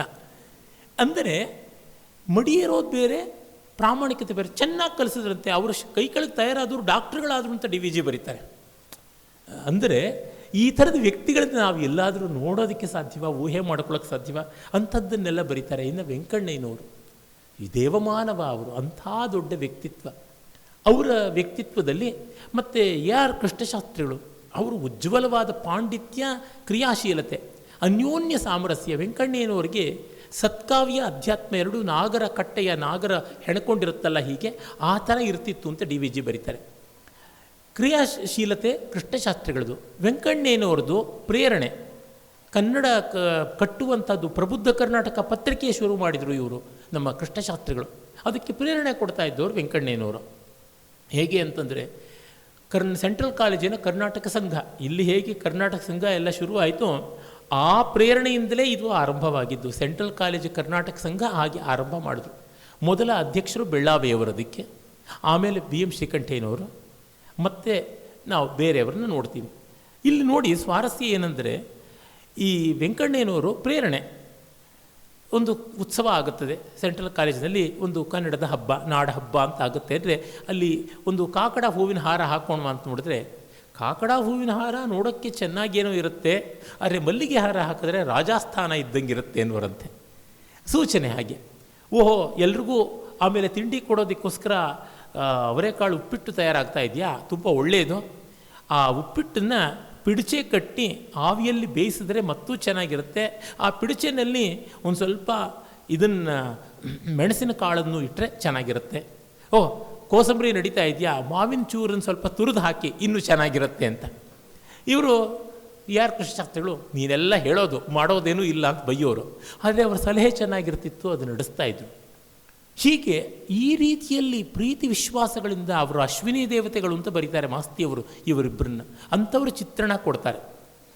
ಮತ್ತು ವಿನೋದ, ಎಷ್ಟು ವಿನೋದ. ಬಿ ಎಂ ಶ್ರೀಕಂಠಯ್ಯನವರು ಬಬ್ಬೂರು ಕಮ್ಮೆ ಅಂತ ಒಂದು ಸ್ಮಾರ್ತ ಬ್ರಾಹ್ಮಣ ಪಂಗಡಕ್ಕೆ ಸೇರಿದವರು. ನಮ್ಮ ಡಿ ವಿ ಜಿಯವರು ಅವ್ರನ್ನ ಗೇಲಿ ಮಾಡ್ತಾ ಇದ್ದಂತೆ. ನೋಡಿ, ಬಬ್ಬೂರು ಅನ್ನೋ ಶಬ್ದ ಹೇಗೆ ಬಂತು ಗೊತ್ತೇ? ಬರ್ಬರ ಅನ್ನುವ ಸಂಸ್ಕೃತ ಶಬ್ದದಿಂದ ಬಂತು. ಬರ್ಬರ ಅನ್ನೋ ಸಂಸ್ಕೃತ ಶಬ್ದದಿಂದ ಇಂಗ್ಲೀಷ್ನಲ್ಲಿ ಬಾರ್ಬೇರಿಕ್ ಅಂತ ಬಂದಿರೋದು. ಬರ್ಬರ ಅಂತ ಒಂದು ಧಾನ್ಯಕ್ಕೂ ಹೇಳ್ತಾರೆ. ಆಷಾಢ ಮಾಸದಲ್ಲಿ ಬರ್ರಂತ ಗಾಳಿ ಬೀಸಿದಾಗ ಆ ಧಾನ್ಯ ಹುಟ್ಟುತ್ತದೆ ಅಂತ ಹೇಳ್ತಾರೆ. ಆ ಧಾನ್ಯಕ್ಕೆ ಒಡೆಯ ಅಂಗಾರಕ. ಅಂಗಾರಕ ಕ್ಷೌರಿಕರಿಗೆ ಇಷ್ಟವಾದ ದೇವತೆ. ಅದಕ್ಕೆ ಮಂಗಳವಾರ ಕ್ಷೌರ ಮಾಡೋದಿಲ್ಲ ಅವರು. ಬಾರ್ಬರ್ ಅಂತ ಅದಕ್ಕೆ ಕರೆಯೋದು. ಬಬ್ಬೂರು ಕಮ್ಮಿಗಳು ಬಾರ್ಬರ್ ಅಂತ ಅಂದ್ಬಿಟ್ರಂತೆ. ಇದಿಷ್ಟನ್ನೇ ಯಾರು ಯೂಟ್ಯೂಬಿಂದ ಕತ್ತರಿಸ್ಬಿಟ್ಟಿದ್ರು ನನಗೆ ಮಾನ ತೆಗಿಬೇಡಿ, ಈಗಲೇ ಕೇಳ್ತಾ ಇದ್ದೀನಿ. ಯಾಕೆಂತಂದರೆ ಗಣೇಶ್ ಅವರು ಹೇಳಿಬಿಟ್ರು ಬಬ್ಬೂರು ಕಮ್ಮಿಗಳಿಗೆ ಬಾರ್ಬರ್ಗಳಿಗೆ ಸಂಬಂಧ ಇದೆ ಅಂತ, ಅವರಿಗೆ ಅವಮಾನ ಮಾಡಿಬಿಟ್ರು ಅಂತ. ಹಾಗೆಲ್ಲ ಏನಲ್ಲ, ಡಿ ವಿ ಜಿ ತಮಾಷೆ ಮಾಡಿ ಈ ಭಾಷಾಶಾಸ್ತ್ರ ಅನ್ನೋದು ಧ್ವನಿ ಸಾಮ್ಯದಿಂದ ಎಲ್ಲೆಲ್ಲಿಗೂ ಹೊರಟೋಗುತ್ತೆ ಅಂತ ಗೇಲಿ ಮಾಡುವಂಥ ಪ್ರಯತ್ನ. ಬಿ ಎಂ ಶ್ರೀಕಂಠೇನವ್ರು ನಗ್ತಾ, ಅಪ್ಪ ಸಾಕಪ್ಪ ನಿಮ್ಮ ಫೈಲಾರ್ಜಿ ಈ ಥರ ಇದೆಯಾ ಅಂತ. ಈ ರೀತಿಯಾದ ವಿನೋದ ಪ್ರಸಂಗಗಳು, ಗಂಭೀರವಾದ ಪ್ರಸಂಗಗಳು ಇಷ್ಟನ್ನೂ ತಂದಿದ್ದಾರೆ. ಒಂದೊಂದರೊಳಗೂ ಆ ವ್ಯಕ್ತಿಗಳ ಶೀಲ ಸ್ವಭಾವಗಳು ಗೋಚರವಾಗುವಂತೆ ಮಾಡ್ತಾರೆ. ಅದು ಅಸಾಮಾನ್ಯವಾದದ್ದು. ಅದರ ಕೆಲವೊಂದು ಅಂಶ ಹೇಳ್ತೀನಿ ನೋಡಿ. ಇದು ಮೊದಲ ಸಂಪುಟ ಶುರು ಆಗೋದು 3 ಜನ ಇಂಗ್ಲೀಷ್ ಬಲ್ಲಂತಹ ವಿದ್ವಾಂಸರಿಂದ ಆರಂಭ ಆಗುತ್ತದೆ. 3 ಜನ ಆ ಕಾಲದ ಬೆಂಗಳೂರಿನಲ್ಲಿ ಅತ್ಯುತ್ತಮರಾದಂತಹ ಇಂಗ್ಲೀಷ್ ವಿದ್ವಾಂಸರಾಗಿದ್ದರು. ಕೆ ರಾಮಚಂದ್ರರಾವ್ ಮತ್ತು ನಾನು ಮೊದಲೇ ಹೇಳಿದಂಥ ಕೆ ಎ ಕೃಷ್ಣಸ್ವಾಮಿ ಏರ್ ಮತ್ತು ಇನ್ನೊಬ್ಬರು ಎಂ ಜಿ ವರದಾಚಾರ್ಯರು. ಈ ರಾಮಚಂದ್ರರಾಯರು ಒಂದು ಹೈಸ್ಕೂಲ್ನಲ್ಲಿ ಇಂಗ್ಲೀಷ್ ಪಾಠ ಮಾಡ್ತಾ ಇದ್ದವರು. ಇನ್ನು ಕೃಷ್ಣಸ್ವಾಮಿಯರು ಹಾಗೆ. ಆದರೆ ಎಂ ಜಿ ವರದಾಚಾರ್ಯರು ಒಳ್ಳೆಯ ಅಡ್ವೊಕೇಟು. ಡಿ ವಿ ಜಿ ಆ ಕಾಲದಲ್ಲಿ ರಾಮಕೃಷ್ಣ ಪರಮಹಂಸರ ಶಿಷ್ಯೋತ್ತಮರಲ್ಲಿ ಒಬ್ಬರಾದ ಸ್ವಾಮಿ ಅಭೇದಾನಂದರು, ವಿವೇಕಾನಂದರ ಗುರುಭಾಯಿ, ಅವರು ಬೆಂಗಳೂರಿಗೆ ಬರ್ತಾರೆ ಅಂತ ಗೊತ್ತಾಗಿ ಇವರು 18 ವರ್ಷ ಇಂಗ್ಲೀಷ್ನಲ್ಲಿ ಒಂದು ಪದ್ಯ ಬರೀತಾರೆ. ಬರೆದಾಗ ಗೆಳೆಯರೆಲ್ಲ ತುಂಬ ಚೆನ್ನಾಗಿದೆ, ಅದನ್ನು ಅಚ್ಚು ಮಾಡಿಸೋಣ, ಅರೆ ಇದು ಸರಿಯಾಗಿದೆಯಾ ಇಲ್ವಾ ಅಂತ ವಿದ್ವಾಂಸರಿಗೆ ತೋರಿಸೋಣ ಅಂತ. ಈ ಕಾಲದಲ್ಲಿ ಸರಿಯೋ ತಪ್ಪೋ ಫೇಸ್ಬುಕ್ಕಿಗೆ ಹಾಕಿ ಹಾಕಿ ಹಾಕಿ ಪ್ರಿಂಟ್ ಮಾಡಿಸಿ ಎಲ್ಲರ ಮನೆಗಳಿಗೂ ಕಾಂಪ್ಲಿಮೆಂಟ್ರಿ ಕಾಪಿ ಕೊಟ್ಟುಬಿಟ್ಟಿದ್ರೂ ಬೇಡದ ಅತಿಥಿಗಳಾಗ್ಬಿಡುತ್ತವೆ ಪುಸ್ತಕಗಳು. ಹಿಂದೆ ಹಾಗಲ್ಲ, ಒಂದು ಪದ್ಯ ಬರೆದ್ರೂ 4 ಜನಕ್ಕೆ ತೋರಿಸಿ ಪರಿಷ್ಕಾರ ಮಾಡಿಸ್ಕೋಬೇಕು, ತಿದ್ದುಕೋಬೇಕು ಅಂತ. ಆಗ ಈ 3 ಜನರ ಹೆಸರು ಹೇಳ್ತಾರೆ. ಇವರು 3 ಜನ ಒಪ್ಪಿದ್ರೆ ಸರಿ ಅಂತ. ಮೊದಲು ಇವರು ರಾಮಚಂದ್ರಾಯರ ಹತ್ರಕ್ಕೆ ಹೋಗ್ತಾರೆ, ಅವರು ಸ್ವಲ್ಪ ಸಲಹೆ ಕೊಡ್ತಾರೆ. ಆಮೇಲೆ ಕೃಷ್ಣಸ್ವಾಮಿಯರವ್ರ ಹತ್ರಕ್ಕೆ ಹೋಗ್ತಾರೆ. ಅವರಂತೂ ನೋಡ್ತಾ ಇದ್ದಂತೆಯೇ ನೀನು ಬೈರನ್ ಕವಿಯನ್ನು ಓದಿಲ್ಲ ಅಷ್ಟಾಗಿ ಅನಿಸುತ್ತೆ ಅಂದ್ರಂತೆ. ನೋಡ್ತಾ ಇದ್ದಂತೆಯೇ, ಯಾಕೆಂದರೆ ಬೈರನ್ ಕವಿಯ ಶೈಲಿಯಲ್ಲಿ ಒಂದು ಓಜಸ್ಸಿದೆ, ಅದು ಬೇಕು ನಿನ್ನ ಪದ್ಯಕ್ಕೆ ಅಂತ ಹೇಳ್ಬಿಟ್ಟು ಹೇಳಿದ್ರಂತೆ. ಆಮೇಲೆ ರಾಬರ್ಟ್ ಸದೇದಿರ್ಬೋದು, ಮತ್ತು ಶೆಲ್ಲಿದಿರ್ಬೋದು, ಈ ಥರ ಬೇರೆ ಬೇರೆ ಕವಿಗಳದ್ದು ಪದ್ಯಗಳನ್ನು ಓದಿ ಒಂದು 4 ದಿವಸ, ಒಂದು ವಾರ ಕೂತ್ಕೊಂಡು ಸಾಹಿತ್ಯದ ಶೈಲಿಗಳ ಪಾಠ ಮಾಡಿದ್ರಂತೆ, ಅನೌಪಚಾರಿಕ ಅರೆ ಮಾಡಿ. ಆಮೇಲೆ ಕೊನೆಗೆಲ್ಲ ಸರಿಯಾಯಿತು. ಅದು ಓದುವಾಗ ಇಂಗ್ಲೀಷ್ನಲ್ಲಿ ಆಕ್ಸೆಂಟೆಡ್ ಅಂತ ಕರೀತಾರೆ. ಆ ಆಕ್ಸೆಂಟೆಡ್ ಆಗಿರುವ ಭಾಷೆ ಅದು. ಹಾಗಾಗಿ ಇಲ್ಲಿ ಗುರು ಲಘು ಅಂತ ನಿಯತವಾದ ರೀತಿ ಇರೋಲ್ಲ. ಅದನ್ನು ಓದುವಾಗ ಸರಿಯಾಗಿ ಓದಬೇಕು. ಅದಕ್ಕೆ ತೊಂದರೆ ಆದರೆ ಚಂತೋ ದೋಷ ಆಗಿದೆ, ಅದನ್ನೆಲ್ಲ ಗುರುತು ಮಾಡಿಕೊಟ್ಟು ತಿದ್ದಿಸಿದ್ರು. ಡಿ ವಿ ಜಿ ತಿದ್ದಿ ಪರಿಷ್ಕಾರ ಮಾಡಿದ್ರು. ಆಗ ಕೃಷ್ಣಸ್ವಾಮಿಯರೇ ಹೇಳಿದ್ರಂತೆ, ಇದು ಪಬ್ಲಿಷ್ ಮಾಡಬೇಕಲ್ಲ, ಮಾಡಲೇಬೇಕು, ಯಾರಾದರೂ ಪ್ರಶ್ನೆ ಕೇಳಿದ್ರೆ ಉತ್ತರ ಕೊಡೋಕ್ಕೆ ನಾನಿದ್ದೀನಿ ಇದ್ರಂತೆ. ಇದು ಬೇಕು ವಿದ್ವತ್ತೆ ಅಂದರೆ ಈ ತರಹ. ಆಮೇಲೆ ಇವರು ಎಂ ಜಿ ವರದಾಚಾರ್ಯ ಹತ್ರ ಹೋಗ್ತಾರೆ. ಅವ್ರು ನೋಡ್ತಾ ಇದ್ದಂತೆ ತುಂಬ ಚೆನ್ನಾಗಿದೆ ಅಂತಂತಾರೆ. ಆಮೇಲೆ ಆ ಪದ್ಯದ ಪ್ರಸಂಗ ಮುಗಿಯುತ್ತೆ ಚೆನ್ನಾಗಿ. ವರದಾಚಾರ್ಯರು ಅಭೇದಾನಂದರ ಬಗ್ಗೆ ಕೆಲವು ಪದ್ಯ ಬರೆದಿದ್ರು ಅಂತ ಗೊತ್ತಾಗುತ್ತದೆ.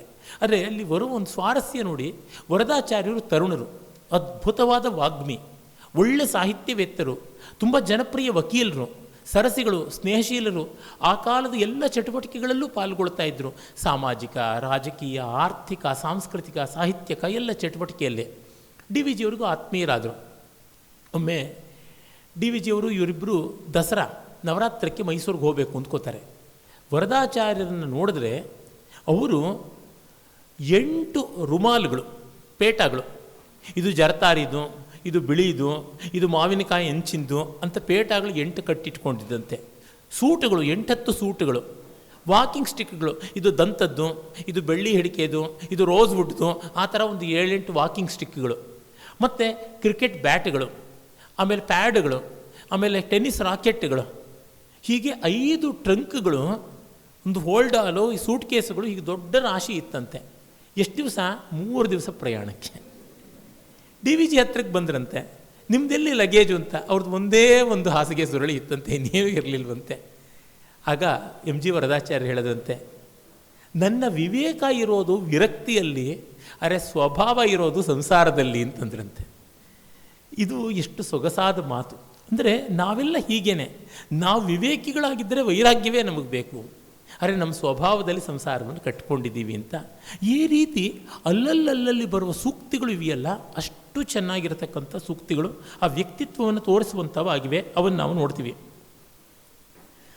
ಮತ್ತು ಇಲ್ಲಿ ಕೆಲವೊಂದು ಸ್ವಾರಸ್ಯಗಳನ್ನು ಈಗ ಬರ್ತಿರೋದು ಅದೇನೆ. ಇನ್ನು ಕೆಲವನ್ನ ನಾನು ಹೇಳ್ತೀನಿ ನೋಡಿ. ಡಿ ವಿ ಜಿ ಅಂತ ಕುಚೇಷ್ಟೆ ಕಿಡಿಗೇಡಿತನ ಮಾಡ್ತಾಯಿದ್ರು ಅಂದರೆ ವೆಂಕಣ್ಣಯ್ಯನವ್ರ ಬಗ್ಗೆ ಬಂತಲ್ಲ. ವೆಂಕಣ್ಣಯ್ಯನವ್ರಿಗೆ ಈ ಎಣ್ಣೆಗಾಯಿ, ಬದನೆಕಾಯಿ ಎಣ್ಣೆಗಾಯಿ ಅಂದರೆ ತುಂಬ ಇಷ್ಟ. ತಿಂದುಬಿಟ್ರೆ ಅವರಿಗೆ ಪೈಲ್ಸ್ ಪ್ರಾಬ್ಲಮ್, ಮೂಲವ್ಯಾಧಿ, ಹೊಟ್ಟೆ ಉರಿ ಎಲ್ಲ ಆಗ್ತಾಯಿತ್ತು. ಒಮ್ಮೆ ವೆಂಕಣ್ಣಯ್ಯನವ್ರಿಗೆ ಹಾಗೆ ಮೂಲವ್ಯಾಧಿಯಾಗಿ ಒದ್ದಾಡ್ತಿದ್ದಾರೆ ಅಂತ ಗೊತ್ತಾಯ್ತಂತೆ. ಮೈಸೂರಲ್ಲಿದ್ದರು. ಡಿ ವಿ ಜಿ ಒಂದು ಕಾರ್ಡಿನಲ್ಲಿ ಒಂದು ತೆಲುಗು ಪದ್ಯ ಬರೆದರು. ವೆಂಕಾಯೊಕ್ಕಟೆ ಕಡುಪುನ ಸಂಕಟమును ಗಲುಗು ಚೆಯ್ಯುನಯ್ಯ ನೂನನ್ ಇಂಕನು ಮಿರಪನು ಜೇರಿತೆ ವೆಂಕಣ್ಣ ಗೃದ್ಧ ಚೆನಿಗಿ ಪೋಬಕ ಗಲದೆ ಅಂತ. ಬದನೆಕಾಯಿ ಒಂದೇ ಸಾಕು, ಬಹಳ ಹೀಟ್ ಉಂಟು ಮಾಡುತ್ತೆ, ಉಷ್ಣ ಪ್ರಕೃತಿ. ಇನ್ನು ಅದಕ್ಕೆ ಎಣ್ಣೆ, ಮೆಣಸಿನಕಾಯಿ ಎಲ್ಲ ಸೇರಿದರೆ ಇನ್ನೇನು ಹೇಳಬೇಕು, ನವದ್ವಾರಗಳು ಸೀಳೋಗ್ಬಿಡುತ್ತವೆ ಅಂತಕ್ಕಂಥದ್ದು. ಈ ತೆಲುಗು ಪದ್ಯನ ಕನ್ನಡ ಲಿಪಿನಲ್ಲಿ ಬರೆದು ಪೋಸ್ಟ್ ಕಾರ್ಡಲ್ಲಿ ಕಳಿಸಿದ್ರು. ವೆಂಕಣ್ಣಯ್ಯನವರು ಪಾಪ ರಜಾ ಹಾಕಿದ್ರು. Staff room, common staff room, ಅಲ್ಲಿ ಎಲ್ಲರೂ ಈ ಪದ್ಯ ನೋಡಿ ಗೇಲಿ ಮಾಡ್ಕೊಂಡು ನಕ್ಕರಂತೆ. ವೆಂಕಣ್ಣಯ್ಯನವರು ಆಮೇಲೆ ಡಿ ವಿ ಜಿಗೆ ಸಿಕ್ಕಾಗ ಸ್ವಲ್ಪ ಕೋಪ ಮಾಡ್ಕೊಂಡಿದ್ದಂತೆ. ಏನಪ್ಪ ನೀವು ಪದ್ಯ ಬರೆದಿದ್ದೇನೋ ಚೆನ್ನಾಗಿದೆ, ಅದೊಂದು ಕವರಲ್ಲಿ ಹಾಕಿ ಕಳಿಸ್ಬಾರ್ದಾಗಿತ್ತ, ಪೋಸ್ಟ್ ಕಾರ್ಡಲ್ಲಿ ಯಾಕೆ ಬರೆದ್ರಿ ಅಂತ. ಅಂದರೆ ಈ ಥರದ ವಿನೋದಗಳು ಈ ಕಾಲದಲ್ಲಿ ಎಲ್ಲಾದರೂ ಮಾಡೋಕ್ಕಾಗತ್ಯೆ? ಕೇಸ್ ಹಾಕ್ಬಿಡ್ತಾರೆ, ಕೊಲೆ ಮಾಡಿಬಿಡ್ತಾರೆ. ವೆಂಕಣ್ಣಯ್ಯನವರು ನಶ್ಯ, ತುಂಬ ಅಭ್ಯಾಸ. ಡಿ ವಿ ಜಿಯವ್ರಿಗೂ ಪೈಲ್ಸ್ ಪ್ರಾಬ್ಲಮ್ ಇತ್ತು. ಅದಕ್ಕೆ ವೆಂಕಣ್ಣಯ್ಯನವರು ನೋಡ್ಕೊಂಡ್ರಂತೆ. ಒಮ್ಮೆ ವೆಂಕಣ್ಣಯ್ಯನವರು ಉದ್ದಕ್ಕಿದ್ದವರು, 6 ಅಡಿಗಿಂತ ಹೆಚ್ಚು, ಸಣ್ಣಗೆ ಬೇರೆ ಇದ್ದರು. ನಶ್ಯ ಹಾಕ್ಕೋತಾ ಇದ್ದಿದ್ದರಿಂದ ಡಿ ವಿ ಜಿ ಗೋಂದಿನ ಮರ ಅಂತ ಕರಿತಾ ಇದ್ದಂತೆ. ವೆಂಕಣ್ಣ ಬಂಕೆ ಮೂಗಿನ ವೆಂಕಣ್ಣ ಅಂತ ಅವ್ರನ್ನ ಗೇಲಿ ಮಾಡಿ ಹಾಡು ಕಟ್ಟಿದ್ರೆ ಇವ್ರ ತಕ್ಷಣವೇ ಇವ್ರಿಗೆ ಪೈಲ್ಸ್ ಕಂಪ್ಲೇಂಟ್ ಡಿ ವಿ ಜಿಗೂ ಬಂದಿದೆ ಅಂತ ಗೊತ್ತಾಗಿ ಗುಂಡಣ್ಣ ಕುಂಡಿ ಹುಂಡಿನ ಗುಂಡಣ್ಣ ಅಂತ ಅವರು ಹಾಡಿದ್ರಂತೆ. ಇದು ಈ ವಿದ್ವಾಂಸರು, ಕನ್ನಡ ಕಟ್ಟಿದವರು ಇಷ್ಟು ಹಾಯಾಗಿರ್ತಾರಲ್ಲ. ಈ ಕಾಲದಲ್ಲಿ we have become over serious, ಸಿಕ್ಕಾಪಟ್ಟೆ ಸೀರಿಯಸ್ ಆಗಿದ್ದೀವಿ. ತಲೆ ಮೇಲೆ ಬೆಟ್ಟ ಇದೆ, ಆಕಾಶ ಇದೆ ಅಂತ.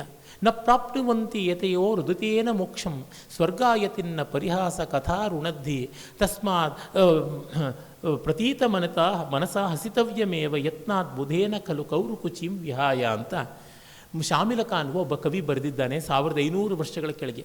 10 ಸ್ವರ್ಗ ಕಂಡವರಿಲ್ಲ, ನಕ್ಕು ನರಕಕ್ಕೆ ಹೋದವರಿಲ್ಲ, ನಕ್ಕು ಸ್ವರ್ಗ ಕಳ್ಕೊಂಡವರಿಲ್ಲ, 10 ಸ್ವರ್ಗ ಪಡ್ಕೊಂಡವರಿಲ್ಲ.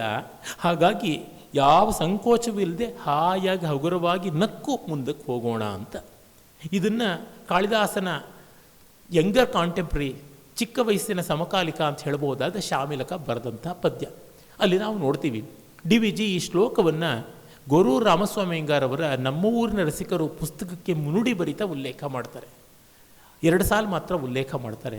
ಎಷ್ಟು ಸೊಗಸಾದದ್ದು ಅಂತ ಗೊತ್ತಾಗುತ್ತದೆ. ಅವರು ಮೈಸೂರು ಮಲ್ಲಿಗೆ ಪುಸ್ತಕ ಇದೆಯಲ್ಲ, ನರಸಿಂಹಸ್ವಾಮಿಯವರ ಅಜರಾಮರ ಕೃತಿ, ಅದಕ್ಕೆ ಮುನ್ನುಡಿ ಬರಿತಾ, ಮುನ್ನುಡಿಗಾಗಿ ಸುಮ್ಮನೆ 2-3 ಹಾಳೆಗಳು ವ್ಯರ್ಥ ಮಾಡಬಾರ್ದು ಲೇಖಕರು, ಸ್ವಯಂ ಅದರ ಗುಣದಿಂದಲೇ ಬೆಳೆಯುತ್ತೆ. ಕನ್ನಡಿಗರಿಗೆ ಇಷ್ಟನ್ನು ಹೇಳಬೇಕು, ಮಲ್ಲಿಗೆಯ ತೋಟಕ್ಕೆ ಬಂದಾಗ ಧಾರಾಳವಾಗಿ ಉಸಿರಾಡಿ ಅಂತ ಬೇಡಿಕೊಳ್ಳುವ ದುಸ್ಥಿತಿ ಎಂದು ಬರಬಾರದು ಅಂತ ಹೇಳ್ತಾರೆ. ಎಷ್ಟು ಒಳ್ಳೆಯ ಮಾತು. ಈ ರೀತಿಯಾದದ್ದು ಅವರ ಸ್ನೇಹಗಳು. ನೋಡಿ, ಇದು 3ನೇ ಸಂಪುಟ ಆಯಿತು ಹೇಳಿದೆ. 4ನೇ ಸಂಪುಟ ದಿವಾನರದ್ದು. ಒಬ್ಬೊಬ್ಬ ದಿವಾನರದ್ದು ವಿವರಗಳನ್ನು ತುಂಬ ಚೆನ್ನಾಗಿ ಕೊಟ್ಟಿದ್ದಾರೆ. ಅವರು ಇಡೀ ಮೈಸೂರು ದೇಶದ ಚರಿತ್ರೆ, ಮೈಸೂರು ರಾಜ್ಯದ ಚರಿತ್ರೆ ಬರೆದಿದ್ದಾರೆ. ಪ್ರಸಿದ್ಧ ಪತ್ರಿಕಾಕರ್ತ ವೈ ಎನ್ ಕೃಷ್ಣಮೂರ್ತಿ, YNK, ಅವರ ವಂಡರ್ ಕಣ್ಣು ಇತ್ಯಾದಿ ವಿಡಂಬನೆಗಳಿಂದ ತುಂಬ ಪ್ರಸಿದ್ಧರಾಗಿದ್ದಾರಲ್ಲ, ಅವರು ಇದನ್ನು ಓದಿ ಹೇಳಿದ್ರಂತೆ, ಆ ಕಾಲದ ಡಿ ವಿ ಜಿ ಬಿಟ್ಟು ಇನ್ಯಾರಿಗೂ ಕಣ್ಣೇ ಇರಲಿಲ್ವಾ ಅಂತ. ಸುತ್ತಲೂ ಇಷ್ಟು ದೊಡ್ಡದು ನಡೀತಾ ಇತ್ತು, ಯಾವುದೊಂದು ಅವರು ಕಾಣಿಸಲಿಲ್ವೇ, ಇಷ್ಟು ಒಳ್ಳೆ ದಾಖಲೆ ಇವರು ಮಾತ್ರ ಮಾಡಿದ್ರಲ್ಲ ಅಂತ. ದಿವಾನ್ ರಂಗಾಚಾರ್ಲು ಅವರಿಂದ ಆರಂಭ ಮಾಡಿ ಕೊನೆಗೆ ಮೈಸೂರು ಯಾವಾಗ ಅಖಂಡ ಭಾರತದಲ್ಲಿ ವಿಲೀನವಾಯಿತು ಅಲ್ಲಿವರೆಗೂ ಅವರು ಬರೆದಿದ್ದಾರೆ. ಸುಮಾರು 90 ವರ್ಷಗಳ ಚರಿತ್ರೆಯನ್ನು ಅವರು ಬರೆದಿದ್ದಾರೆ. ತುಂಬ ಸೊಗಸಾಗಿ ಬರೆದಿದ್ದಾರೆ. ಒಬ್ಬೊಬ್ಬ ದಿವಾನರದ್ದು ಸ್ವಭಾವಗಳು, ಶೀಲಗಳು ಎಲ್ಲವನ್ನು ಹೇಳ್ತಾರೆ. ಅಲ್ಲಿ ವಿ ಪಿ ಮಾಧವರಾವ್ ಅಂತ ಒಬ್ಬರು ಬರ್ತಾರೆ ದಿವಾನರು. ಅವರು ತಿರುವಾಂಕೂರಿಗೂ ದಿವಾನರಾಗಿ ಆಮೇಲೆ ಹೋಗ್ತಾರೆ. ಆಗ ದಿವಾನರಾಗಿ ತಿರುವಾಂಕೂರಿಗೆ ಹೋದಾಗ ಶಂಕರಾಚಾರ್ಯರ ಜನ್ಮಸ್ಥಳವನ್ನು ಕಂಡಿಡಿದು ಆಮೇಲೆ ಕಾಲಟಿ ಅಂತೆಲ್ಲ ಕ್ಷೇತ್ರ ಪ್ರಸಿದ್ಧವಾಗುತ್ತೆ ಅಂತ ಗೊತ್ತಾಗುತ್ತೆ. ಆ ಥರದ್ದೆಲ್ಲ ಘಟನೆಗಳು ನಡೆಯುತ್ತೆ. ಇವರು ತುಂಬ ಉದಾರಿಗಳಾಗಿದ್ದವರು ನಮ್ಮ ವಿ ಪಿ ಮಾಧವರಾಯರು. ಆದರೆ ಅವರ ಆಳ್ವಿಕೆ ಸ್ವಲ್ಪ ಧೋರಣೆ ಇದ್ದದ್ದು. ಪತ್ರಿಕಾ ಸ್ವಾತಂತ್ರ್ಯ ನಿರ್ಬಂಧ ಎಲ್ಲ ಮಾಡಿತ್ತು. ಚಪ್ಪಲಿ ವಿಶ್ವೇಶ್ವರಶಾಸ್ತ್ರಿ ಅಂತ ಒಬ್ಬ ವಿದ್ವಾಂಸರು, ಅವರು ಡಿ ವಿ ಜಿಗೆ ಹೇಳ್ತಾ ಇದ್ರಂತೆ, ನೋಡಿಯಾ ನೀನು ಲೋಭಿಯಾದಂಥ ದಿವಾನ್ ರಂಗಾಚಾರ್ಲ ಬಗ್ಗೆ ಇಂಗ್ಲೀಷಲ್ಲಿ ಪುಸ್ತಕ ಬರೆದೆ, ಪಾಟಣ್ಕರ್ ಅವ್ರ ಬಗ್ಗೆ ಬರೀ ಅಂತಂದರೆ ವಿ ಪಿ ಮಾಧವರಾಯರ ಬಗ್ಗೆ ಬರೀ, ಅವರು ಉದಾರಿಗಳು ಅಂತ. ಡಿ ವಿ ಜಿ ಅದಕ್ಕೇನು ಉತ್ತರ ಕೊಡಲಿಲ್ಲ. ರಂಗಾಚಾರ್ಲು ಅವರು ಉದಾರಿಗಳಲ್ಲ ಅಂತಂದರೆ ಅವ್ರು ಲೋಭಿ ಅಲ್ಲ.